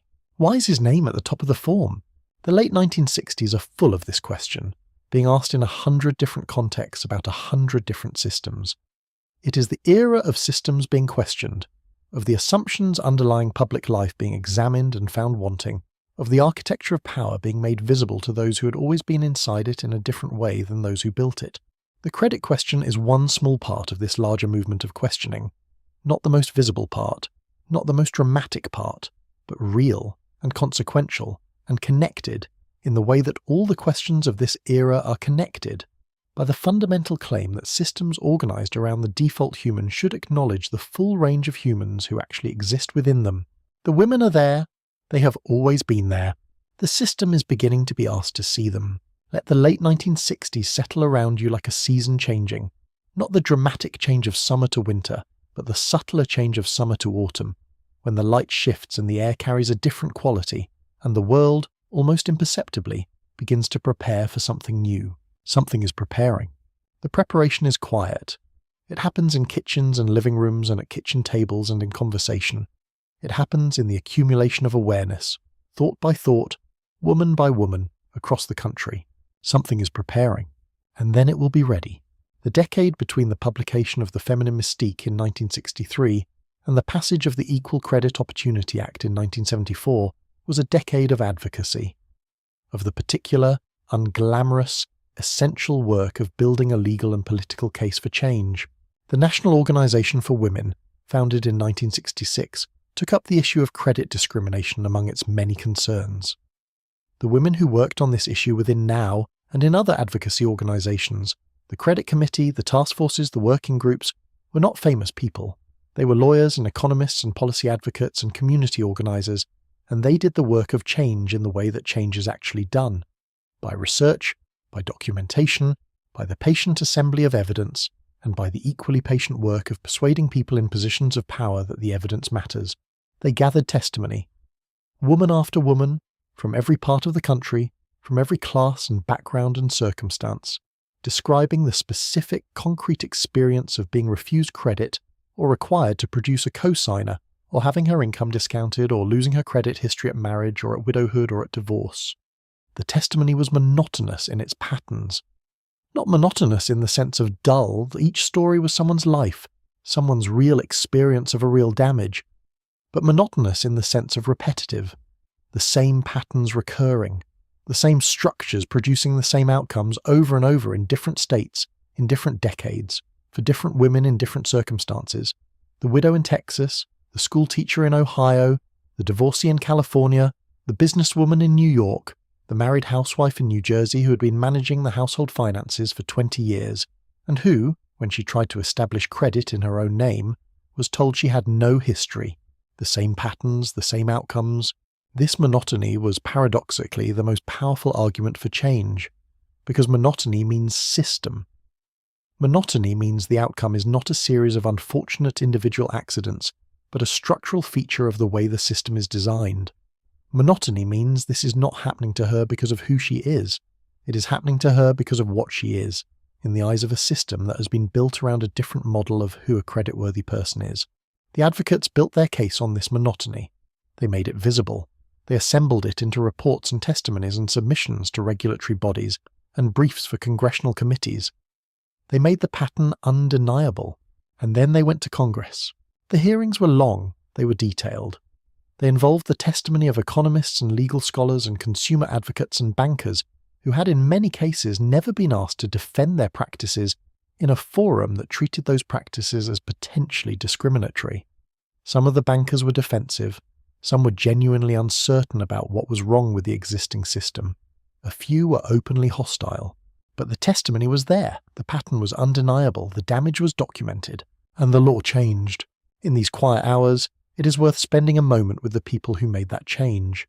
Not with the famous people, though there were famous people involved, but with the unknown ones. The lawyer who spent 5 years building the legal argument before anyone in Congress would hear it. The researcher who gathered testimony from 200 women and organized it into a submission that a committee staff member actually read. The woman at the advocacy organization who wrote the same letter to the same congressman 7 times before receiving a reply. These people are not in the history books. Their names are not attached to the Act. The Act is named for the principle it embodies, equal credit opportunity, not for the people who made it possible. But they made it possible. And their work, patient, incremental, often discouraging, always essential, is as much a part of this story as the counting house and the courtesy card, and the pre-printed application with the husband's name at the top. Change is made of this kind of work, of people who show up year after year to argue for something that the system does not want to change, in the ways that argument must be made for the particular system to hear it, in the ways that change is actually accomplished, as opposed to the ways it is later remembered. Let this be part of the story you carry with you. Not just the dramatic moments, not just the legal milestone, but the long years of work that made the milestone possible. The unglamorous, essential, often anonymous labour of people who believed that the pattern was wrong and spent their professional lives building the case that it was wrong, and eventually were heard. They were heard. The law changed. Her name went in the ledger. We have been moving through time tonight at a deliberate pace, pausing here and there to look at particular moments and particular women. Let us slow down further now, in these quiet hours, and go back even further, not to the medieval counting house, but before it, to the deeper roots of the legal architecture that organised women's financial lives for so long. Because coverture did not begin in medieval England. It did not begin with William Blackstone's 18th century formulation. It did not begin with the Norman conquest that brought French law to England in 1066. It began much further back, in the Roman legal traditions that formed the foundation of Western law, in the particular Roman conception of the paterfamilias, the male head of household, whose authority over the household was the organising principle of the entire social order. In Roman law, the paterfamilias held potestas, power over the household, over the children, over the slaves, and in the oldest forms of Roman marriage over the wife. The oldest form of Roman marriage, known as marriage cum manu, transferred the wife from the potestas of her father to the potestas of her husband. She moved from one man's legal authority to another's. Her legal identity, such as it was subsumed into his. This is the oldest version of the legal architecture we have been examining tonight. Not medieval, Roman, built into the very foundations of Western legal tradition, carried forward through the centuries in the legal texts that educated European jurists and legal scholars throughout the medieval and early modern periods. The architecture of women's legal dependence was not a medieval invention. It was ancient in the sense of having origins that stretch back to the very beginnings of the legal systems that govern most of the Western world. The Romans, to be fair, also had a more liberal form of marriage sine manu, without the manus, without the transfer of potestas from father to husband. In this form of marriage, a woman remained under her father's potestas rather than her husband's, which was slightly different in some respects, though it still left her under male legal authority rather than her own. And Roman law developed over centuries, with significant periods in which upper-class Roman women had considerable practical freedom to own property, to engage in business, to operate with a degree of financial independence that would have surprised a medieval lawyer citing Blackstone. But the foundational architecture persisted. The idea that a woman's legal identity required the mediation of a male authority, a father, a husband, a guardian. This idea ran through Roman law, and through the medieval legal traditions that drew on it, and across the Atlantic with the English settlers, and into the American legal tradition where it persisted, in various forms and with various modifications until the 20th century. The architecture was old, very old, so old that it was invisible, the way walls that have always been there become invisible, become simply the shape of the room you live in, not the choice that someone made to build them. Understanding the age of the architecture helps us understand something about why it persisted so long. It was not merely a convention that could be changed by pointing out that it was unfair. It was embedded in the foundational texts of Western jurisprudence. It was taught in every law school. It was applied by every judge. It was assumed by every legal professional to be not merely a rule, but a natural feature of how law worked. To challenge it was not merely to challenge a policy, it was to challenge the architecture of the entire system. This is why the 19th century reformers, the women who organised at Seneca Falls and lobbied for the Married Women's Property Acts, encountered such determined resistance. Not merely the resistance of people who wanted to maintain power, though that was real too, but the resistance of a legal culture that could barely imagine what the alternative to coverture would look like. That found the concept of a married woman as an independent legal person so foreign to the entire framework of how law was understood that the concept itself seemed somehow wrong. It was not wrong, it was new, and new in the context of a legal tradition thousands of years old felt like wrong. The reformers argued anyway. They built the argument, they found the language, they made the case, slowly, imperfectly, against the enormous inertia of a legal tradition that had been in place since before the fall of the Roman Empire. They changed it. Not all at once, not completely, but they changed it. The Married Women's Property Acts of the 19th century were genuinely revolutionary, in the sense that they introduced, into a legal tradition of enormous age and inertia, the concept of a married woman as an independent property-owning legal person. This was not a minor adjustment. It was a fundamental reconfiguration of the legal architecture. the removal of one of the load-bearing walls of the old structure, and its replacement with something that acknowledged, for the first time in formal law, that she was there.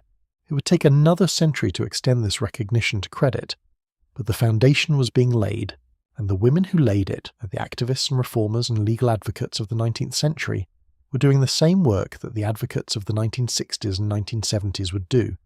The same patient, persistent, argument-building work. The same work of naming the architecture, describing its effects, making the case for change.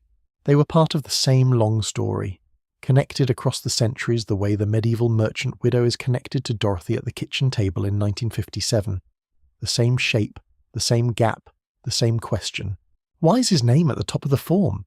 The question has been asked in different vocabularies and in different contexts for a very long time. It has received a partial, imperfect, ongoing answer. The answer is still being worked out, but the question has been asked, and that is where change always begins. It would be a simplification to speak of the credit discrimination of the pre-1974 era as though it were a single uniform phenomenon operating identically across the entire United States. The United States is a large and diverse country, and the credit system operated differently in different regions, different communities, different kinds of institutions. In the major cities, New York, Chicago, Los Angeles, San Francisco, the large national banks had their own policies and practices, shaped by the particular culture and competitive pressures of urban consumer banking. These institutions were, in some respects, the most systematic in their discrimination. Their policies were written down, their procedures were formalized, their exclusion of women from individual credit was encoded in the forms and processes that governed their operations. But in the smaller cities and towns, and America was, in the 1950s and 1960s, still largely a country of smaller cities and towns, the credit system operated through relationships as much as through formal procedures. The local bank, the savings and loan, the credit union that served a particular industry or community, these institutions operated with more personal judgment, more discretion, more of the informal character of face-to-face community life. This could work in women's favour sometimes. A woman who had been a respected member of her community for decades, whose reliability was known personally to the loan officer at the local bank, whose family had been banking at the same institution for 30 years, such a woman might find the informal personal relationship to be a partial substitute for the formal credit history she lacked. The loan officer who knew her, who had known her family, who could assess her trustworthiness from personal knowledge rather than from a credit report, might extend credit to her that a stranger at a big city bank would not. This was real. It was also deeply limited as a solution to the systemic problem. Personal relationships help only those who already have them. They help the already established members of communities that have stable institutions. They do not help the woman who has recently moved to a new city. They do not help the woman whose family does not have a long banking relationship to leverage. They do not help the woman in a community where the personal relationships are themselves structured by the same racial and class hierarchies that shape the formal credit system. And personal relationships, however helpful in individual cases, do not constitute a right. What was needed was not a system in which some women, in some places, with the right personal connections, could access credit on informal terms. What was needed was a system in which any woman, anywhere, with a demonstrable ability to repay, could access credit on equal terms with any man. The geography of credit access in the pre-1974 era also reflects the geography of race in America. The credit discrimination experienced by white women was real and consequential. The credit discrimination experienced by black women, and by women of colour more broadly, was compounded by the additional, often more severe, discrimination based on race. The redlining of black neighbourhoods, the systematic exclusion of black Americans from the mortgage and consumer credit markets that were building white middle-class wealth in the post-war decades, the particular institutional barriers that confronted black women who tried to establish financial independence. These are not peripheral to the story we're telling tonight. They are central to it. The Equal Credit Opportunity Act was intended to address all credit discrimination, including racial discrimination. But the Act was written in a world in which the infrastructure of racial exclusion in the financial system was deep and entrenched, in which the effects of decades of redlining and discriminatory lending and systematic exclusion from wealth-building instruments were not going to be undone by the removal of the formal legal permission to discriminate. Structural inequality, created over decades, does not dissolve when the formal prohibition of discrimination is enacted. It persists in the missing histories, the absent wealth, the unbuilt credit records, the communities that were never given access to the instruments by which financial standing is constructed. The story of credit discrimination is then, not one story but many stories, nested within each other and overlapping and intersecting in ways that the simple legal narrative of the Equal Credit Opportunity Act does not fully capture. It is a story about gender and about race and about class and about geography, about the many dimensions along which the financial system has organised its assessments of who counts and who does not. All of these stories deserve to be told. Tonight, we have focused primarily on the gender dimension, on the particular experience of women whose financial competence was real, but whose financial identity was invisible. But we should hold the other dimensions in view as well, not as separate stories, but as part of the same architecture. The architecture of who is in the ledger and who is not. The architecture of whose name is at the top of the form. The architecture, very old and very persistent and still being dismantled, of who the financial system believes deserves to be seen. In the years after the Equal Credit Opportunity Act, something unexpected happened. Or rather, something happened that should not have been unexpected, but was, in the financial industry, experienced as a surprise. Women paid back their loans. They paid them back reliably, consistently, on time. Not perfectly. No large group of borrowers performs perfectly, but well. Their repayment rates were good. Their default rates were not significantly higher than men's rates for comparable income levels and debt amounts. The risk that the financial industry had been so carefully protecting itself from, the risk of lending to women, turned out, when the data finally accumulated, to be not meaningfully different from the risk of lending to men. This should not have been surprising. It should have been obvious if anyone had been paying attention to the evidence that was available. The household account books, the impeccable payment records of the women who had been managing family finances for decades. But it was experienced as a revelation, because the assumption had been so deeply embedded in the financial culture that it had never been subjected to the test of actual data. The data, when it came, was clear. She was creditworthy. She had always been creditworthy. The financial system, over the decades following 1974, gradually adjusted to this reality. Not instantly, not completely. But the adjustment happened, driven partly by the legal requirements of the Equal Credit Opportunity Act and its subsequent amendments, and partly by the purely economic logic of a competitive industry that realized it had been declining profitable business on the basis of an inaccurate assumption.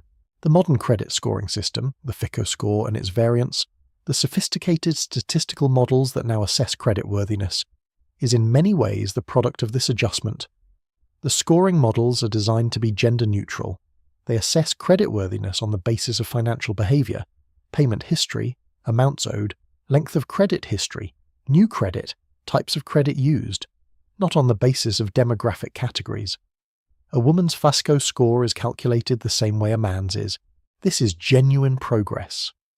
The formal, explicit gender bias of the pre-1974 era, the institutional practice of treating female applicants differently by definition, has been largely removed from the scoring models, but the credit scoring system is not perfectly neutral, and understanding why requires understanding what it measures and what it does not measure. It measures history. It measures the track record of financial behavior accumulated over time in the formal instruments of the credit system, credit cards, loans, mortgages, the various instruments that generate data that the scoring systems can read. It does not measure competence. It does not measure the skill and knowledge with which someone manages their financial life in ways that do not generate credit system data. It does not measure the decades of household financial management that Dorothy performed before she had a credit card in her own name. It does not reach back into the invisible history of all the Marjories in all the counting houses. It measures from when the system started looking. For the women who were in their 40s and 50s in 1974, the women who had spent decades building their husbands' financial identities rather than their own, the credit scoring system still disadvantaged them. Not because of explicit gender discrimination, but because the history it measured was not theirs. Their history had been attributed to other names. Their competence had not generated the data that the system could read. The younger women, the women who were in their 20s and early 30s in 1974, who began building their own credit histories from the beginning of their adult financial lives, had a different experience. For them, the post-1974 world was genuinely different. They built their credit histories as they would have been built, had the system always been fair. They started their financial lives as independent credit persons. Their scores reflected their behaviour, not a gender category. But it took a generation. The women who are in their 60s today, who were young adults in the mid-1970s, are the first generation of women in American history to have built their full financial identities as independent credit persons from the beginning. Everything before them was different. Every woman before the generation of 1974 was operating in a system that had not been designed to see her. That is the measure of the change, not the moment the law was signed, the generation.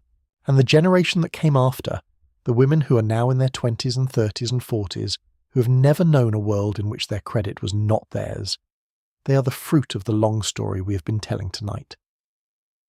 The fruit of Seneca Falls and the Married Women's Property Acts and the advocacy of the 1960s, and the congressional hearings and the Equal Credit Opportunity Act, and the decades of imperfect but real progress that followed. They may not know this story. Many of them do not know this story in the same way that people who breathe clean air do not know the story of the people who fought for clean air legislation. The benefit is invisible when it is working. The right feels natural when it has been secured. But the story is there. It is real. It runs from the counting house all the way to here.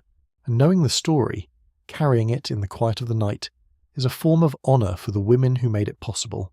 We have been spending most of our time tonight with the women, with Marjorie and Dorothy and the schoolteacher and the widow and the divorcee and the professional woman who could not get a credit card without a co-signer. We have been looking at the problem from inside the experience of exclusion. Let us for a moment look at it from the other side, not to sympathise with the institutions that perpetuated the exclusion. Their record does not invite sympathy, but to understand the logic such as it was that they offered in defence of their practices. Because understanding the logic is important. It helps us understand why the change required not merely a new law, but a fundamental revision of how creditworthiness was conceptualised and assessed. The banks, when pressed to justify their practices of refusing credit to women or requiring male co-signers, offered several arguments.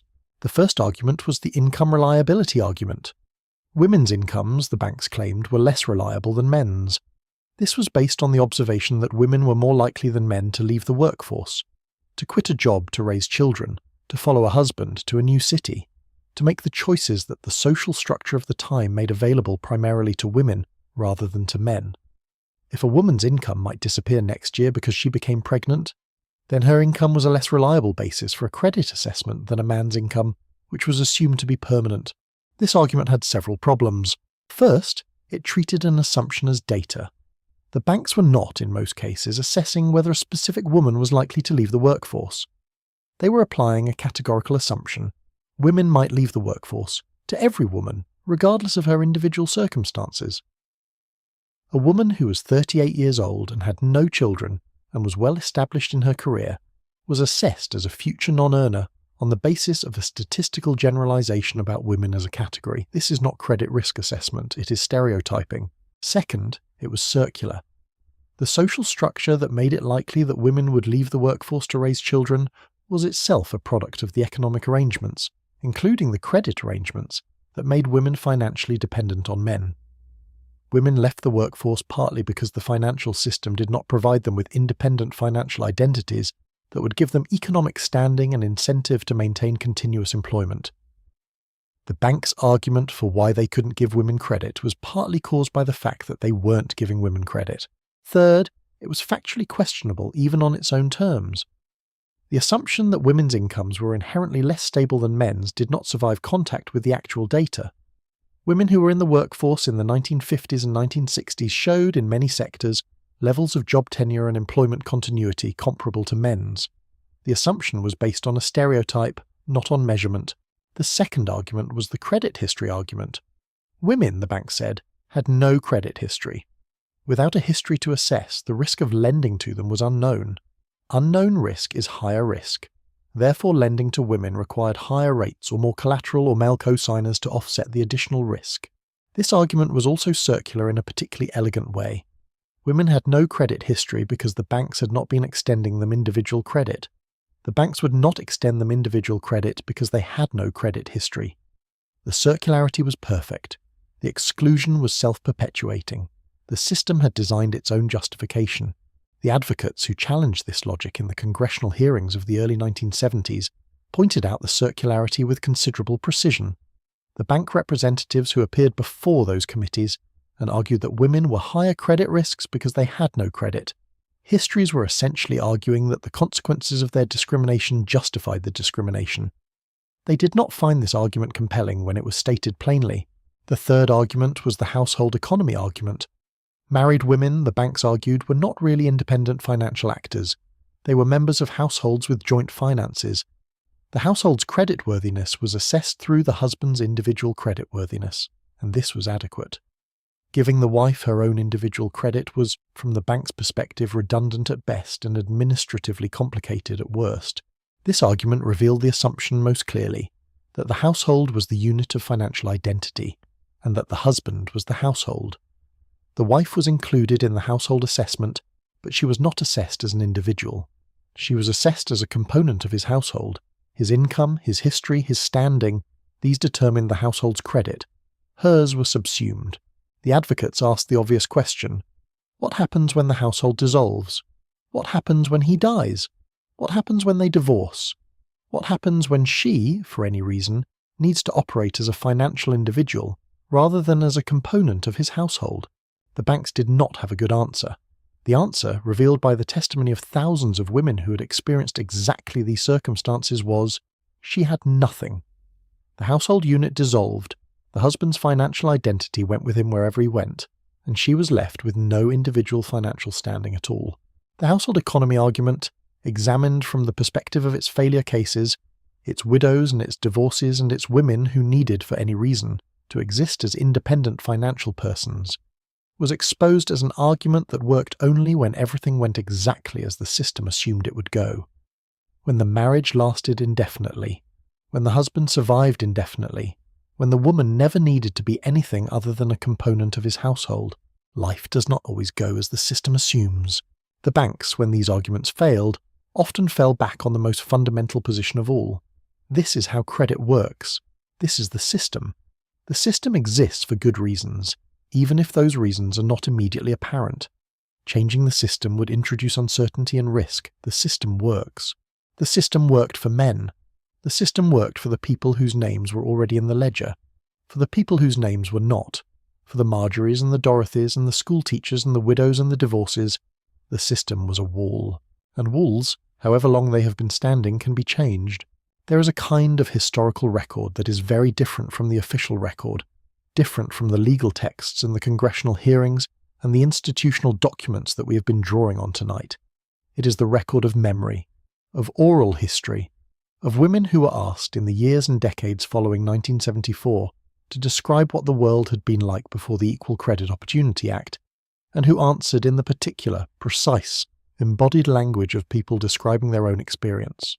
The Smithsonian Institution's oral history projects, the feminist archives, the collections at universities and historical societies and women's centres across the country that began, from the 1970s onward, to gather and preserve the testimony of women whose experiences had been invisible to the official record. These oral histories are remarkable documents. Not remarkable in the sense of dramatic. Many of the individual stories are, on their surface, undramatic, but remarkable in the sense of precise, in the sense of real, in the sense of capturing, in a way that the legal record cannot, what it actually felt like to live inside the architecture we have been describing tonight. A woman in her 70s speaking in the 1990s, remembering the 1960s. I had been working for 15 years. I had a good salary. I had never been late on any payment in my life. I went into the bank to get a credit card and they asked me if my husband would be co-signing. I said I didn't have a husband, I was single. They looked at the form and then they looked at me and they said they would need my father to co-sign. My father was 68 years old. He had been retired for 3 years. He was on a pension. I was earning 3 times what his pension was. But his name was more reliable to them than mine. A woman in her 80s, speaking in the 2000s, remembering the 1950s. When my husband died, I went to the bank to transfer the accounts. The manager was a man I had known for years. He was kind to me. He expressed his condolences, and then he told me that I had no credit history and that I would need a co-signer to establish accounts in my own name. I said to him, "Walter, I've been in this bank every week for 20 years. He said, "I know that, Mrs. Henderson, but those accounts were your husband's accounts." A woman in her 60s speaking in the 1980s, remembering the 1970s. "I was 32 years old. I had just left my marriage. I had a job, a good job, as a nurse. I was earning enough to live on. I tried to rent an apartment and they required a male co-signer. I tried to get a credit card and they required a male co-signer. I tried to get a car loan and they required a male co-signer. I had no male relatives who could help me. My father was dead. I had no brothers. I was on my own and the system was designed as if a woman on her own did not exist." These stories are specific. They are precise. They remember the particular quality of the experience, the politeness in many cases, the lack of malice, the way the bank managers and loan officers were often genuinely kind people who were applying the rules of a system they had not designed and did not examine. The women in the oral histories are not, for the most part, describing monsters. They are describing ordinary people operating within the assumptions of an ordinary system. This is important. The system's ordinariness was its power. Dramatic cruelty is easier to challenge than polite ordinariness. Explicit malice is easier to name than the quietly assumed conviction that this is simply how things work. The women in the oral histories describe the particular exhaustion of challenging something that everyone treats as normal. The experience of being told, again and again, and in many different ways, that what you are identifying as a problem is not a problem, that the system is fair, that the rules apply equally to everyone, that you're simply not creditworthy by the standards that apply to everyone, that there is nothing personal in any of this. The impersonality was, in some ways, the most difficult thing. A system that is personally cruel can be challenged by pointing to the person. A system that is impersonally exclusionary, that excludes you not because of anything specific about you, but because of the category you belong to, requires a different kind of challenge. It requires naming the category, showing that the category is being used, demonstrating that the category is not a neutral risk assessment tool, but a reflection of assumptions about who counts. This is what the advocates did. This is what the oral history preserves: the naming of the category, the demonstration of the pattern, the insistence that the impersonal ordinariness of the exclusion did not make it fair. They were right. The pattern was real. The exclusion was real. The impersonal ordinariness of it was not, and had never been, an argument for its fairness. The law changed. And the women in the oral histories, the ones who had been refused, who had been cosigner dependent, who had been financially invisible, lived to see the change, to observe its imperfections, to note what it did and did not accomplish, to continue, some of them, to work for the further changes that remained to be made. Their testimony is the record that the official record did not keep, the record of what it felt like to be in the counting house, at the kitchen table, in the bank manager's office, the record of the experience behind the legal history. Let it rest with you now, in the quiet of the night. The women in the oral histories, their precise memories, the particular texture of a world that treated their competence as invisible, and their names as insufficient. They were here, they remembered, they told us. And the telling matters. A young woman today, a woman in her 20s, applying for her first credit card, entering her own name on the application, receiving the card in her own name, beginning to build the credit history that will, over time, become one of the foundations of her financial life, is doing something that would have been remarkable a generation ago and impossible for much of the history we have been telling tonight. She may not know this. She probably does not know this, in the way that people rarely know the history of the air they breathe. The right to individual credit is so established, so assumed, so woven into the normal texture of her financial life, that it does not register as a right with a history. It registers as simply how things are, as obvious, as the way credit has always worked. It has not always worked this way. There is a particular quality to rights that have been recently won, a fragility perhaps, but also an opportunity. The opportunity to know the history, to understand that what feels like simple, obvious fact is actually the outcome of a long and contested struggle, to appreciate not in a sentimental way but in a precise and informed way what it took to get here. The young woman applying for her first credit card is the heir of Marjorie in the counting house. Not because their lives are similar. They are not. They are separated by 600 years and a revolution in almost every dimension of human life. But because they are part of the same long story. The story of the financial system's slow, imperfect, ongoing learning to see women as full economic persons. The story of the ledger finally carrying her name. The inheritance is real. The credit card in her name is the fruit of a long history of advocacy and argument and legal change and cultural shift, of the kind of patient, grinding, unglamorous work that does not produce famous moments but produces lasting change. Carrying the history lightly, knowing it without being weighed down by it, understanding it without being defined by it, is one of the things that a story like the one we have been telling tonight can do. It can give the present its full weight. Not just the weight of the present moment, but the weight of all the moments that made it possible. The credit card in her name, the name in the ledger.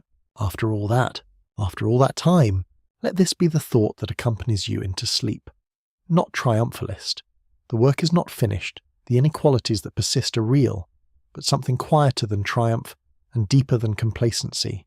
Something like the recognition of a journey that has been very long, that has involved a great many people doing their best under conditions that were often difficult, and that has arrived somewhere genuinely better than where it began. The counting house is 600 years behind us. The courtesy card is 50 years behind us. The kitchen table where Dorothy arranged her grocery receipts in a household whose financial identity was entirely in another person's name. That kitchen table is 50 years behind us too. Her name is in the ledger now. The journey continues, but her name is in the ledger. That is not nothing. That is in the quiet of the night, in the long view, in the careful reckoning of what has been accomplished and what remains. That is something real, something worth carrying. Let it rest here, with you, in the warmth of these late hours. The fire is low, the counting house is quiet, the suburb is still. The congressional hearing rooms are empty tonight, the testimony filed, the arguments made, the law signed. And somewhere, in a world that is still imperfect, still working on itself, still in the long process of becoming more genuinely fair, a young woman is applying for her first credit card, in her own name, with her own history beginning to accumulate. She may not know the story that made this possible, but the story is there. In the legal record, in the oral histories, in the congressional testimony, in the advocacy archives, in the ledgers that finally, after all those centuries, began to carry women's names. She is there. She was always there. Now the record says so. We have been speaking throughout this night about financial identity and credit history, and the legal architecture of coverture and the Equal Credit Opportunity Act. These are important concepts, and they describe the structural reality of what women faced in the pre-1974 era. But they can feel, at a distance, abstract. We understand the structure. Let us understand the texture. What did it actually feel like day by day to manage a household's financial life with great competence and no financial identity of your own? Let us follow Dorothy through a week. Not a dramatic week. Not a week of crisis or significant decision. An ordinary week in the life of a suburban housewife in 1958, managing a household budget of modest means with the skill and attention that she has brought to this work for 12 years. Monday morning, she's at the kitchen counter after the children have left for school. She's going through the mail that arrived over the weekend. There is the mortgage statement. She sets this aside. The payment was made on Friday. There is a bill from the dentist for one of the children's checkups, $8, which she records in the household ledger and notes as payable by the end of the month. There is a notice from the electric company about a rate adjustment, which she reads carefully because it will affect her estimate of next month's electricity bill. There is a catalogue from the department store with a sale announcement that she glances at, noting which items are useful. This is financial management, not glamorous, not quantitatively impressive, but real. The daily processing of financial information, the maintenance of records, the anticipation of future costs, the careful tracking of the household's position against its budget. She does this automatically, without fanfare, as part of the daily management of the house. Tuesday, she goes to the grocery store. She has a list, but the list is subordinate to her in-store assessment.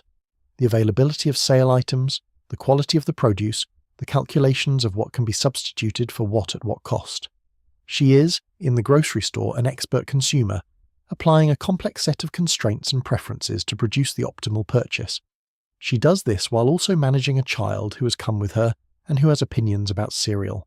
The total comes to $22 and some cents. She pays cash. She keeps the receipt. She will record this in the household ledger tonight. Wednesday. The washing machine makes a noise it has not made before. She listens to it.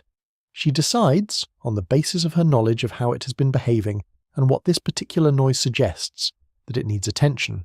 She calls the appliance repair company.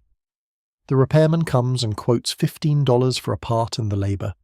She asks 2 questions about the part and the diagnosis that reveal she knows what she's asking about. He adjusts his manner accordingly. She's not someone who can be talked past. She authorises the repair. She records the $15 in the household ledger under unexpected expenses, notes the date and the nature of the repair, and calculates whether this changes her assessment of how long the machine is likely to remain serviceable before a replacement is needed. This is long-range financial planning. Modest in scale, but real. She is managing assets, assessing maintenance costs, making calculations about replacement timing and cost. She's doing this the way a business manager does it, because it is, at its core, the same work. Thursday, she's at the bank. Not to do anything complicated, just to deposit the household allowance cheque her husband has given her for the week's expenses. She hands the cheque to the teller. The teller runs it through the machine. The money goes into the joint account. She asks the teller a question. She's been thinking about whether it would make sense to open a separate savings account for the children's college fund. They're young enough that even small regular contributions would accumulate significantly. She wants to understand the interest rate options. The teller explains the options. She asks follow-up questions that are precisely targeted. She understands how compound interest works. She wants to know the specific terms. She's making a real calculation. The teller is slightly surprised. She's better prepared than most of the customers he deals with. She decides on one of the options. She asks about the paperwork. The account will need to be in her husband's name, or joint, but she would be an authorised signatory. She understands this. She has always understood this. It is simply how things are. She completes the paperwork. The account is opened. She will manage it as she manages everything else. His name will be on it, as his name is on everything. She thanks the teller and leaves. Friday. She's reconciling the household ledger for the week. She goes through each entry: the groceries, the dentist bill, the washing machine repair, the utility payment, the miscellaneous small expenses that accumulated through the week. She calculates the week's total against the household allowance. She is within budget. She is almost always within budget. She closes the ledger and puts it in the drawer. Saturday.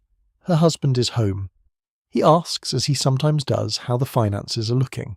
She gives him a summary, accurate, succinct, the kind of executive briefing that anyone managing a budget would give to anyone asking for an overview. He nods. He trusts her judgment entirely on these matters. He has always trusted her judgment entirely on these matters. He knows she's good at this. She knows she's good at this. The financial system does not know she exists. This is the texture. This is what the abstract concepts of financial identity and credit history and institutional exclusion meant in practice. Not a dramatic injustice, felt in a single moment of confrontation. A pervasive, constant, structurally ordinary condition of invisibility, of doing the work without being in the record, of having the competence without having the identity, of being the financial manager of a household that did not, in any formal sense, recognize her management. And it was the ordinariness that made it most persistent. Dramatic injustice generates resistance. Ordinary injustice, injustice that is so woven into the daily texture of life that it does not register as injustice. That is simply how things are. Ordinary injustice persists because it is not felt as urgent enough to challenge. Dorothy challenges nothing, not this week, not for several years yet. She will not challenge it until she has the language to name it, and she does not yet have the language. The language is being developed in the early 1960s, in the books and the advocacy groups, and the nascent women's press that has not yet reached her kitchen table. But the injustice is there, in the week's grocery receipts, in the washing machine repair receipt, in the carefully maintained household ledger in the kitchen drawer that the bank has never asked to see. It is there, it is ordinary, and it is wrong. It would be incomplete in telling the story of how the Equal Credit Opportunity Act came to pass, to describe it only as a story of women fighting against a system controlled by men. That is partly true, but it is also a story of men who listened, and of institutions that eventually changed. And understanding how change was made inside those institutions is part of understanding how change happens at all. The banking industry in the United States in the early 1970s was not a monolithic entity. It was a complex ecosystem of large national banks, regional banks, savings institutions, credit unions, and a variety of specialized lending organizations, each with its own culture, its own practices, and its own relationship to the question of women's credit. Some institutions were more resistant to change than others. Some had deeply entrenched practices that were protected by their profitability. The assumption that women were higher credit risks had, in some banks, generated policies that kept women in higher rate products, which were more profitable for the institution. Changing these practices required not just legal compulsion, but economic argument. Other institutions were more open. Some credit unions, particularly those organized around specific workplaces or communities, had already begun to experiment with more equitable credit practices in the late 1960s. Some regional banks in more progressive areas had begun, before the passage of the Act, to revise their policies to allow women to establish individual credit. These institutions were discovering that the women they were extending credit to were, as a group, excellent customers. The economic argument for change was, in some ways, the most powerful argument. Not the moral argument, though the moral argument was correct. Not the legal argument, though the legal argument was compelling. But the economic argument: you are declining profitable business. You are applying a risk assumption that is not supported by data. You're turning away customers who would, if you extended credit to them on fair terms, be among your most reliable. The economic argument was made, in the years leading up to the Act, by a combination of advocates and sympathetic insiders. There were people within the banking industry, economists, risk managers, progressive executives, who understood that the exclusion of women from individual credit was not only unjust, but financially irrational, who understood that the assumptions governing the credit assessment of women were not risk management. They were stereotyping. These insiders did not always make their arguments loudly. They did not always win them quickly. The institutional inertia was substantial. The resistance of established practice to examination is powerful, especially in industries with deep traditions and long institutional memories.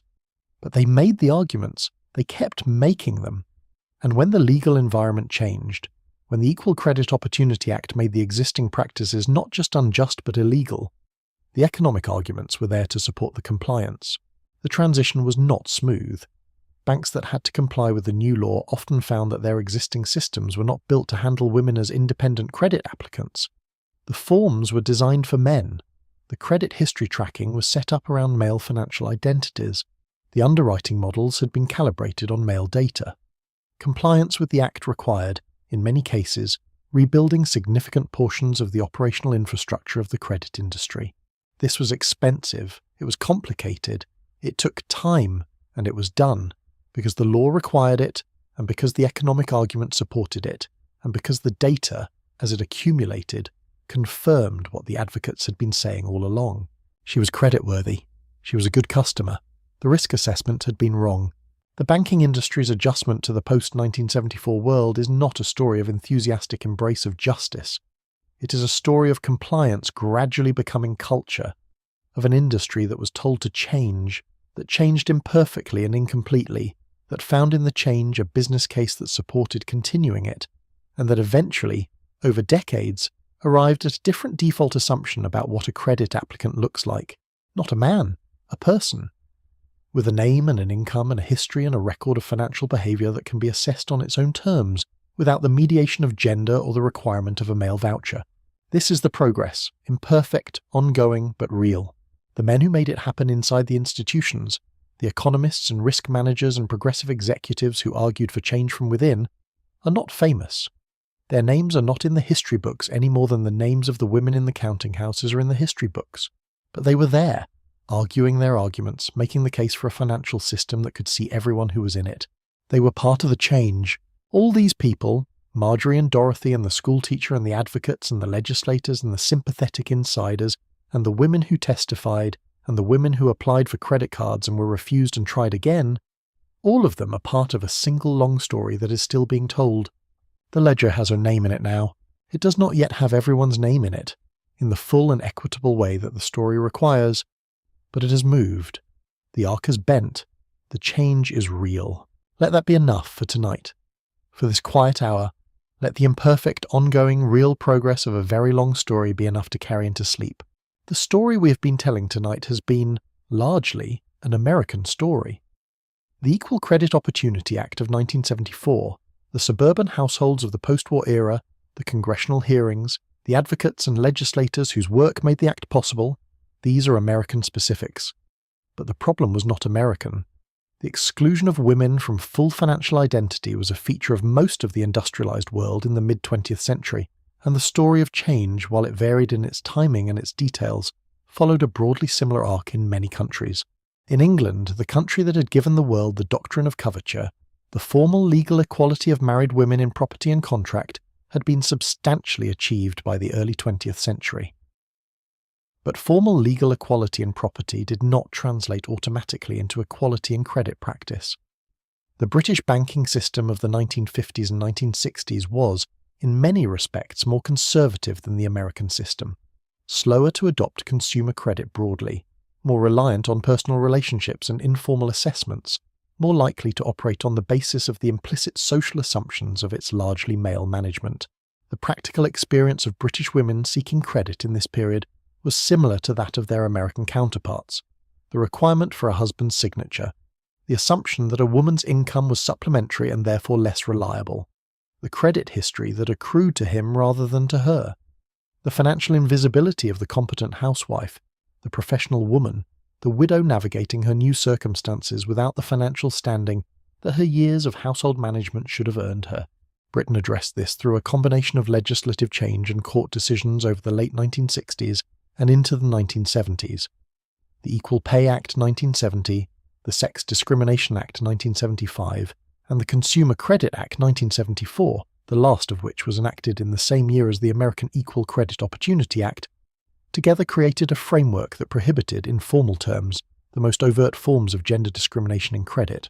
France, Germany, and the other countries of continental Europe had their own versions of this story, shaped by their own legal traditions, their own social structures, their own particular timings of industrial development and consumer credit expansion.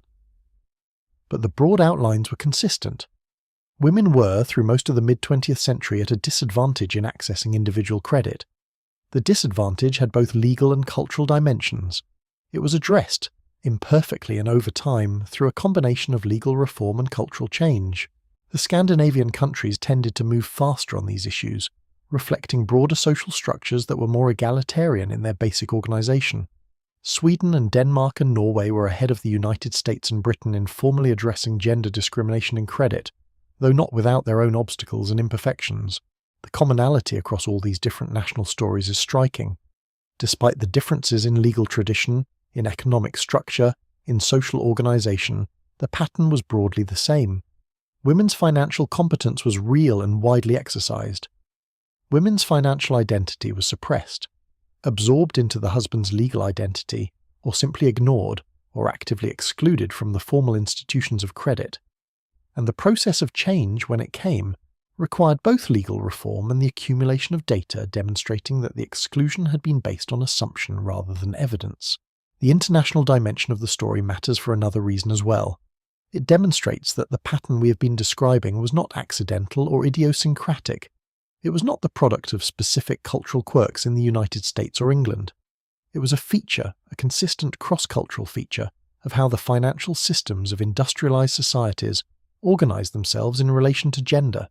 It was structural, systemic, built into the architecture of how credit was conceived and distributed, in a way that was consistent enough across different national contexts to suggest something deeply embedded in the foundational assumptions of Western financial systems. And if it was structural, if it was built into the architecture, then dismantling it required structural change, not just changing individual attitudes or practices, though those needed to change too, not just changing the law, though the law needed to change, but changing the architecture itself, the forms, the processes, the models, the default assumptions that governed who was seen and who was not when a credit application landed on a loan officer's desk. This is harder to do and slower to do than changing a law. The architecture resists. It has inertia. It has history. It has the accumulated weight of every previous decision that was made on the same assumptions, every form that was designed around the same default, every model that was calibrated on the same limited data. But architecture can be changed, has been changed, is being changed. The international picture is ultimately a picture of many different societies working on the same problem from different starting points and at different speeds, arriving at broadly similar conclusions through broadly similar processes. The conclusion: the financial system had been built around an assumption that was wrong, and that exclusion of women from full financial identity was not a protection, but a harm, not a natural feature of how credit works, but a contingent choice that could and should be different. The arc bent in different countries at different times, but it bent. In the years after 1974, quietly and without fanfare, the data began to change the conversation. Credit reporting is, at its core, a data business. The institutions that assess creditworthiness, the credit bureaus, the banks, the various financial actors that participate in the credit assessment system, run on data. They collect it, they process it, they use it to make predictions about who will repay their debts and who will not. The quality of their predictions depends on the quality of their data. Before 1974, the data on women's credit behaviour was sparse and badly organised. Women had not been extended individual credit in large numbers, so there was not much data to collect. The data that existed was often mixed in with household data attributed to husbands. It was not, in most cases, tracked separately. The credit bureaus did not maintain individual credit files for married women, or for women who had changed their names at marriage. The data that existed about women's financial behaviour was fragmented, incomplete, and systematically underrepresented. After 1974, this began to change. Women were, for the first time, establishing individual credit accounts in their own names and in large numbers. They were generating data. The credit bureaus began to maintain individual files for women. The financial industry began to accumulate a body of evidence about women's actual credit behaviour. Not assumptions, not stereotypes, but data. And the data said something clear. Women repaid their debts. Not all women, always. Not perfectly in every case. But as a group, women who were extended credit in the years after 1974 repaid it at rates comparable to men with similar incomes and financial circumstances. Their default rates were not significantly higher. Their payment history was not significantly worse. The statistical portrait that emerged from the accumulating data was of a group that was, on average, as creditworthy as the male population from which they had previously been excluded. This was not surprising to the advocates who had been arguing for the change. It was, however, notable within the financial industry. Notable because it directly contradicted the assumption that had governed lending practice for so long. The assumption had been that women were higher credit risks. The data said they were not. This data-driven vindication had an effect on financial industry culture that the legal requirement alone might not have achieved. When compliance with the Equal Credit Opportunity Act had the practical consequence of discovering a large, reliable, previously untapped market, when the women who had been refused credit turned out to be excellent customers who paid their bills and did not default and came back for more credit as their financial lives developed, the economic incentive for equitable treatment became clear. The financial industry is ultimately driven by economic incentives. The moral argument was correct. The legal argument was compelling.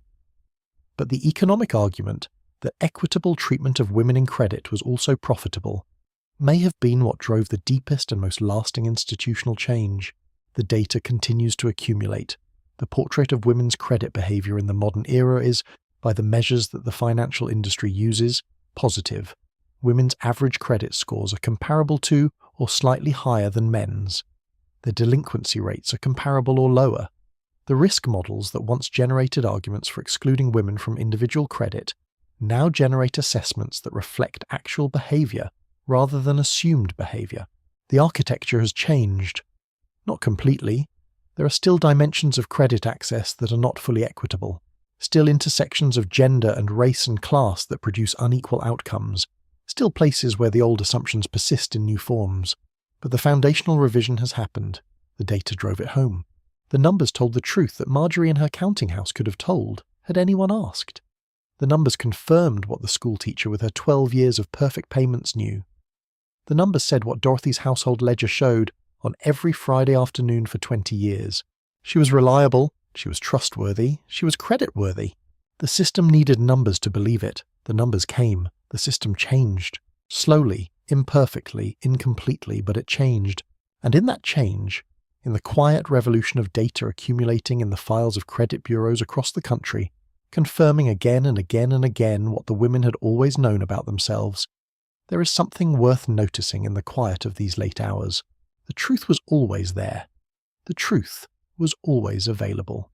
It was in the household ledgers and the paid bills and the carefully managed accounts and the reliable, week after week, year after year management of real financial obligations. The truth was there. The system just was not looking. When it finally looked, it found what had always been true. Let this be the last thought before we go to sleep. Not the injustice, though the injustice was real and deserves to be acknowledged, but the truth that persisted through the injustice. The competence that existed before it was recognized. The creditworthiness that was real before the system could measure it. She was there, she was competent, she was trustworthy. The numbers confirmed it. The world is still, in some places, learning to look where the truth has always been. The looking matters. The truth is there, waiting to be found. Let the night come in now. It is late in the decade. The 1960s are deepening toward their end, and something has changed in the atmosphere. Not dramatically, not in the lives of most people yet, but observably, the way the light changes before a storm. The culture is shifting. The assumptions that seemed immovable a decade ago are being questioned, examined, held up to a different light. We are in a house again. Not Dorothy's house. A different house. A little newer, a little larger, in a suburb that has been built more recently, with slightly wider streets and a slightly different arrangement of the domestic dream. The children here are older, teenagers mostly, with their particular energy of impending departure. The husband is doing well. There has been a promotion. The wife is thinking. Let us think with her. She has been reading. The women's magazines she has always read have changed their tone slightly but perceptibly. They still carry the recipes and the household tips and the beauty advice. But alongside them, increasingly, there are articles. Articles about wages. Articles about the law. Articles about whether a married woman has a right to her own bank account, her own credit, her own financial identity. Articles written in the measured, careful language of magazines that know their readership is broad and includes women who are not yet ready to call what they are experiencing discrimination, but who are becoming aware that something is not right. She has been thinking about money. She thinks about money the way she has always thought about it. Practically, precisely, with the particular close attention of someone who manages it daily. But she is thinking about it now in a different frame. She's thinking about what she has and what she does not have. She has a house, she has a car, she has the appliances she chose and the furniture she selected and the 100 objects that fill the rooms of this life. She manages the family finances with consistent skill. She knows the mortgage payment, the insurance premiums, the school fees, the grocery budget, the utility bills. She knows when things need replacing and when they can wait. She knows the household's financial position better than her husband does. Better than her husband has ever tried to, if she is honest, because he has always trusted her to manage it, and she has always managed it. But she does not have her own credit card. She does not have her own financial history. If she were tomorrow to need credit in her own name, for any reason, however practical, however sensible, she would not be able to get it. She would have no history. She would need him to co-sign. She would need his permission to exist in the financial system. She has been a good manager, a careful, skilled, responsible manager of this household's financial life for 20 years, and she has no credit history. The thought sits in her chest like a small stone. She's not angry. She does not have the language yet for what she is exactly. She is thinking. She's looking at the space between what she knows about herself, her competence, her skill, her reliable and careful management of real money, and what the financial system knows about her, which is almost nothing, and which assumes almost nothing good. She's thinking about Marjorie. Not Marjorie specifically, she does not know about Marjorie, the medieval merchant's wife in the counting house, but she's thinking about something like Marjorie, the women before her, the generations of women who sat with ledgers that were not theirs and did the arithmetic that went into another person's name and kept the household running with the expertise and care that filled no official record. She is thinking about the length of time this has been going on. Her husband is not a villain. Let us be clear about this, because it would be easy and wrong to make this story a story about villains. Her husband is a decent man. He provides. He is not cruel. He does not deliberately exclude her from financial decisions. He has never sat down and thought, how can I prevent my wife from having financial autonomy? That thought has never crossed his mind. The system does that for him without his thinking about it. The system is built so that this outcome, her financial invisibility, her dependence on his credit, is simply what happens. He did not design it. He has benefited from it, but he did not design it. The architecture is older than both of them. It predates their parents and their grandparents. It goes all the way back to the counting house in the medieval city, to the Blackstone doctrine of the single legal person who is the husband, to the generations of women who did the work and held no name in the ledger. He cannot see this architecture because it is the air he breathes. She's beginning to see it because she is inside it in a different way, because it is the walls she lives within, and you notice walls differently when you are inside them than when you are outside. She picks up the telephone. She's going to call a friend who she knows has been involved with the local women's advocacy group. She's not sure what she's going to say. She's going to start, she thinks, by saying, "I have been thinking about my credit history." These are quiet words. They are not marching words, not manifesto words. They are words spoken in a kitchen in the evening to a friend on the telephone. They are the beginning of something. Outside the kitchen window, the suburb is dark and still. The streetlights are on. A dog barks once somewhere and falls silent. The neat lawns are silver in the moonlight, identical row after row, the beautiful, well-maintained surface of a life that has been organised, always, around his name and his credit and his legal identity, and her labour, her expertise, her invisible and unrecorded and unacknowledged financial competence. The night settles around the house like water finding its level. Something is going to change. Something is already changing. It is changing in 100 kitchens, 100 telephone calls, 100 small conversations between women who have been thinking. The thoughts accumulate the way water accumulates, drop by drop, imperceptibly at first, and then all at once. Let your breath slow. Let the moonlight on the suburban lawn be quiet and silver and still. We are very close now to the thing we have been moving toward all evening, the moment when the law, that ancient architecture of assumption and precedent, was finally asked to see what had always been there. The woman in the counting house, the schoolteacher with her 12 years of perfect payments, Dorothy with her grocery receipts and her household accounts, all the Marjories across all the centuries with their abacus beads and their ledgers and their invisible arithmetic. We are almost there. Rest here for a moment. Let the night be quiet. The year is 1974. Gerald Ford is president. The Vietnam War is winding toward its end. Watergate is consuming the government. The economy is struggling with inflation. The world is, in many of the ways that matter most to the people living inside it, deeply uncertain. And in this year of uncertainty and change, a piece of legislation made its way through Congress that most people did not notice, that was reported in a few newspaper articles buried in the business sections, that produced no marches and no photographs that would go into the history books. The Equal Credit Opportunity Act of 1974. It was not a dramatic piece of legislation in the way that some laws are dramatic. It did not address the big symbolic questions of the era. It addressed a specific, concrete, practical thing. Whether a lender could discriminate against a credit applicant on the basis of sex or marital status. It said in its essential terms that they could not. A lender could not refuse to extend credit to a woman simply because she was a woman. A lender could not require a woman to have a male co-signer if she met the financial criteria for credit on her own merits. A lender could not count a woman's income as less reliable than a man's of equivalent amount and stability.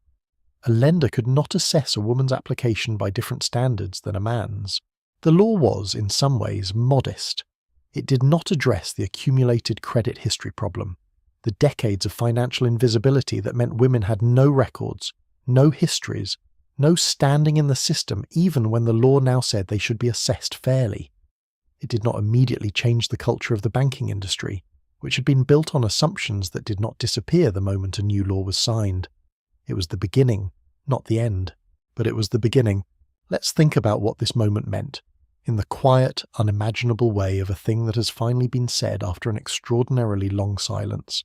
It meant that Dorothy, the woman at the kitchen table with her grocery receipts and her household accounts and her 20 years of financial management that no official record acknowledged, had for the first time a legal basis on which to demand that the financial system see her.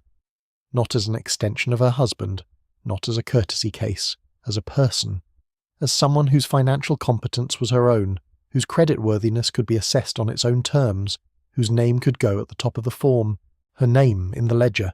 It had taken from the medieval counting house, from Marjorie and the femme covert and the doctrine of coverture, to 1974, it had taken from the Married Women's Property Acts of the 19th century, which gave women the right to own property but not the full right to be creditworthy persons in their own standing, to 1974.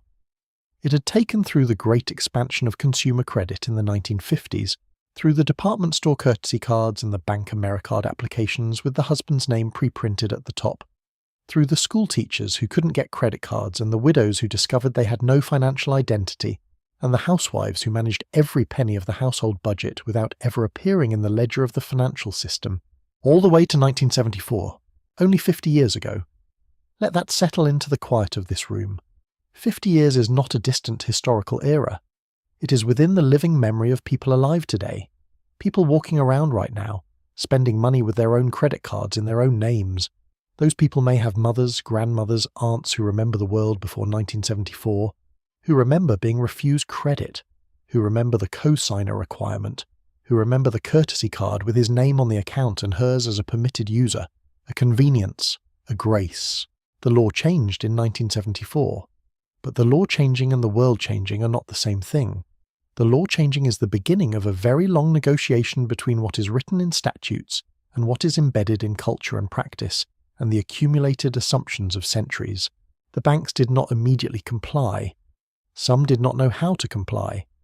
The systems they had been running for decades, the assessment processes, the forms, the criteria for creditworthiness, had been built on assumptions that the new law declared illegal, but did not automatically dismantle. Compliance was uneven. Enforcement was imperfect. Women who were refused credit after 1974 often did not know they had a legal recourse, or could not afford to pursue it if they did. And there was the question of history. The accumulated credit history problem did not disappear because the law said women must be assessed fairly.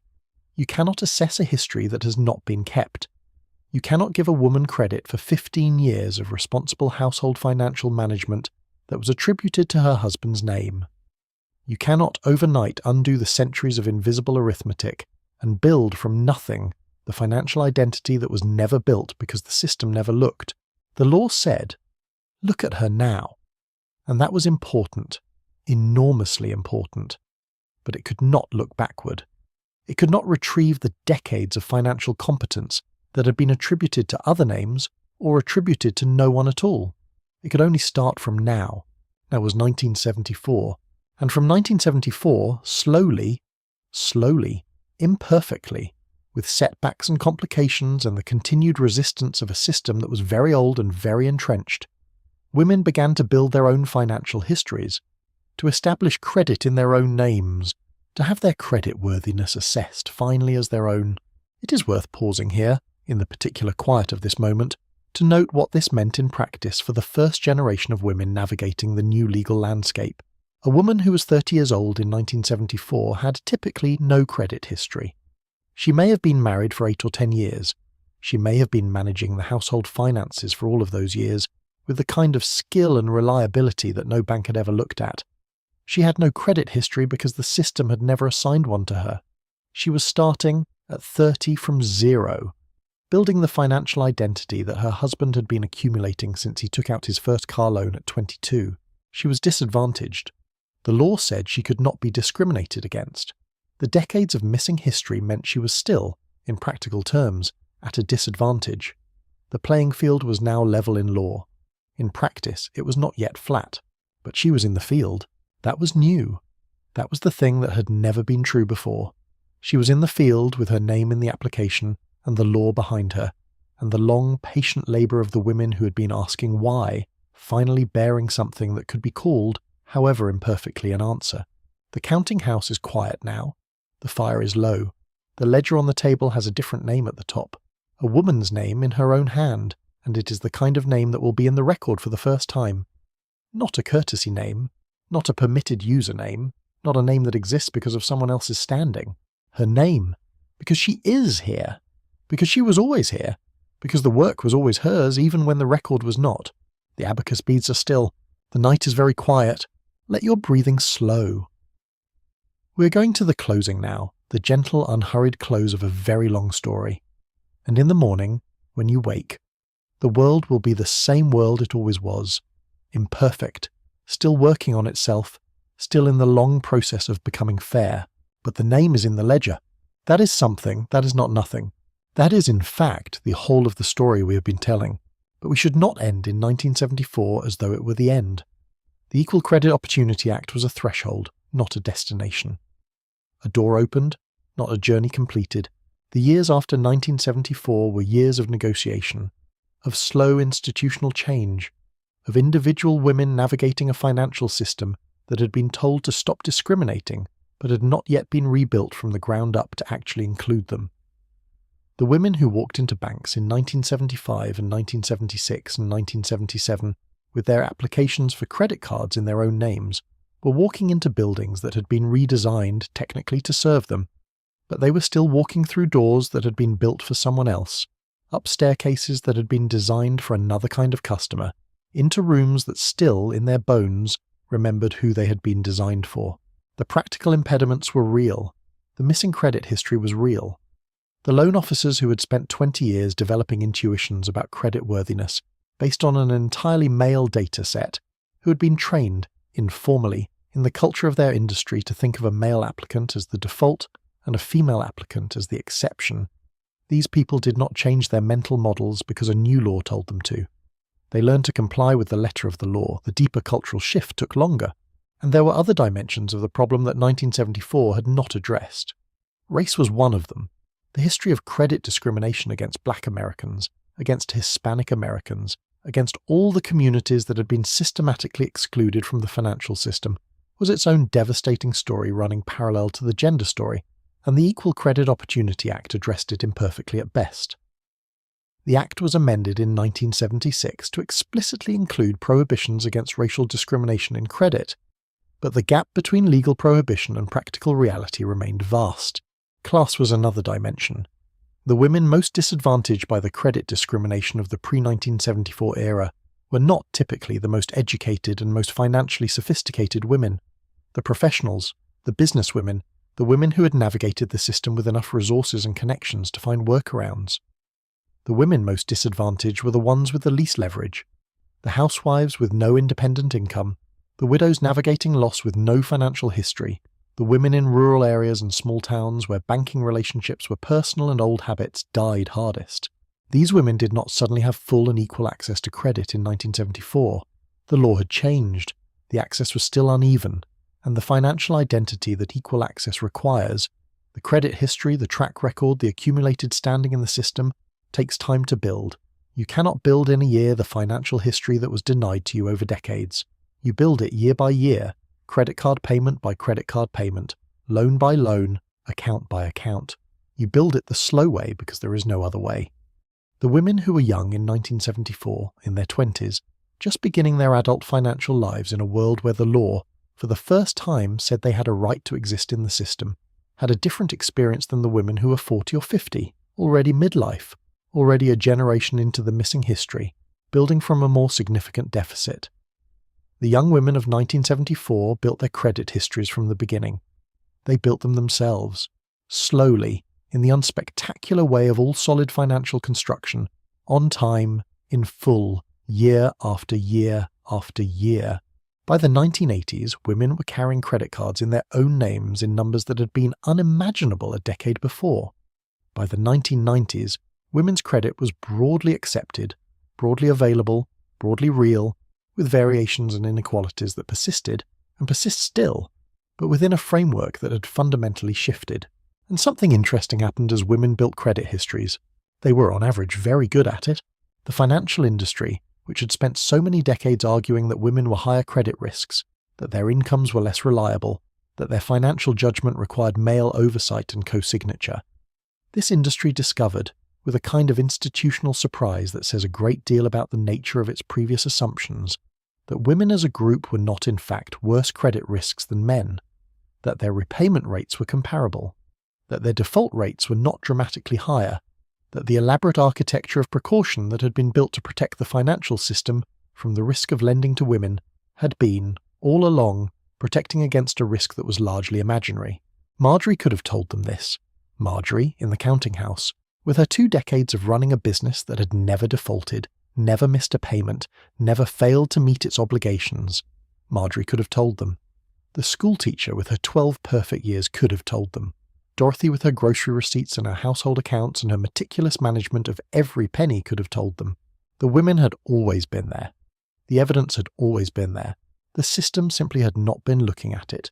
When it finally looked, it found what had always been true, that financial competence is not a gendered trait, that the ability to manage money responsibly, to honour obligations, to plan across time and uncertainty, is distributed among human beings without regard for the kind of name they carry.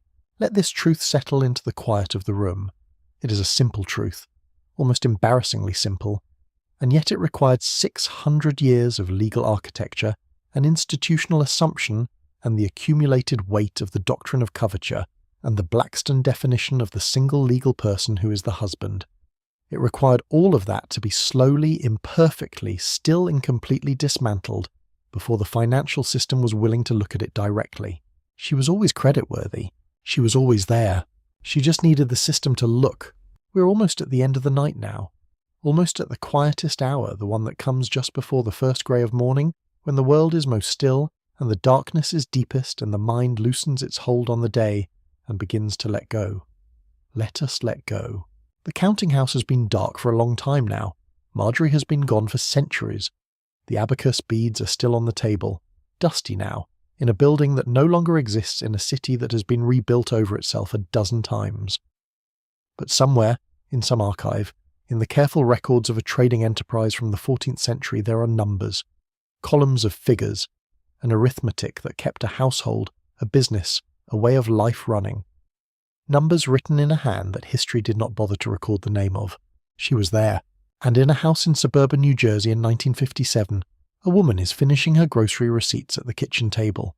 Her hand is steady. Her figures are right. In the column of accounts payable, everything is accounted for. Nothing is missing, nothing is wasted. The household is as solid as a house can be. Her name is not in the ledger of the financial system, but she is there, she has always been there, and 17 years from now, in 1974 for the first time, the law will say so. It is very late now, or very early, depending on how you measure these things.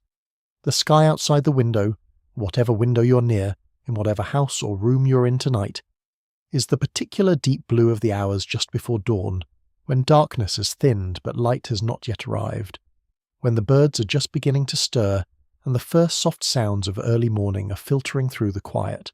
This is the best time for thinking about long things, for laying them down. We have come a long way tonight.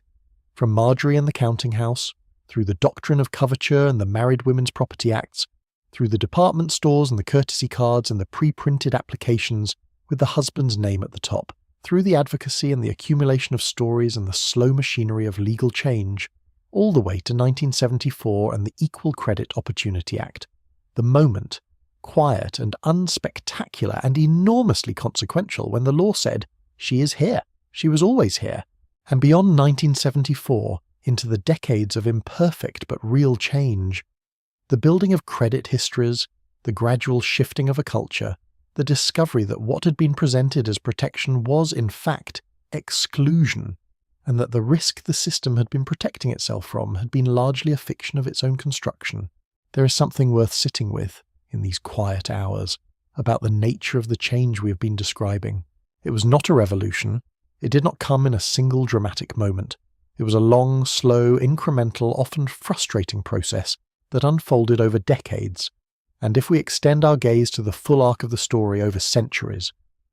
The women in the counting houses of the medieval trading cities and the women who testified before Congress in the early 1970s are separated by 600 years, but they are part of the same story. The same question, in different vocabularies in different contexts across a vast expanse of time. Why is my work not counted? Why is my competence not credited? Why is my name not in the ledger when the numbers in the ledger are mine? The question persisted because the answer was slow, because the architecture of assumption and precedent and accumulated power is not dismantled quickly, because systems that have been built over centuries do not change because someone points out they are unjust. They change through the patient, persistent, unglamorous work of accumulating evidence and testimony, and legal argument and political pressure, over time, until the architecture is finally, imperfectly, partially revised. It is important to say imperfectly. It is important not to close this story with a false sense of completion, A tidy ending that suggests the problem was solved in 1974 and everything thereafter was equal. The Equal Credit Opportunity Act was real. The changes it enabled were real.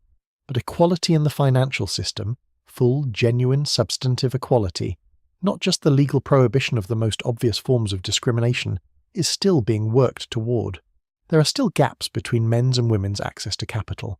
There are still dimensions of financial discrimination, intersecting with race, with class, with geography, that the equal credit laws address imperfectly at best.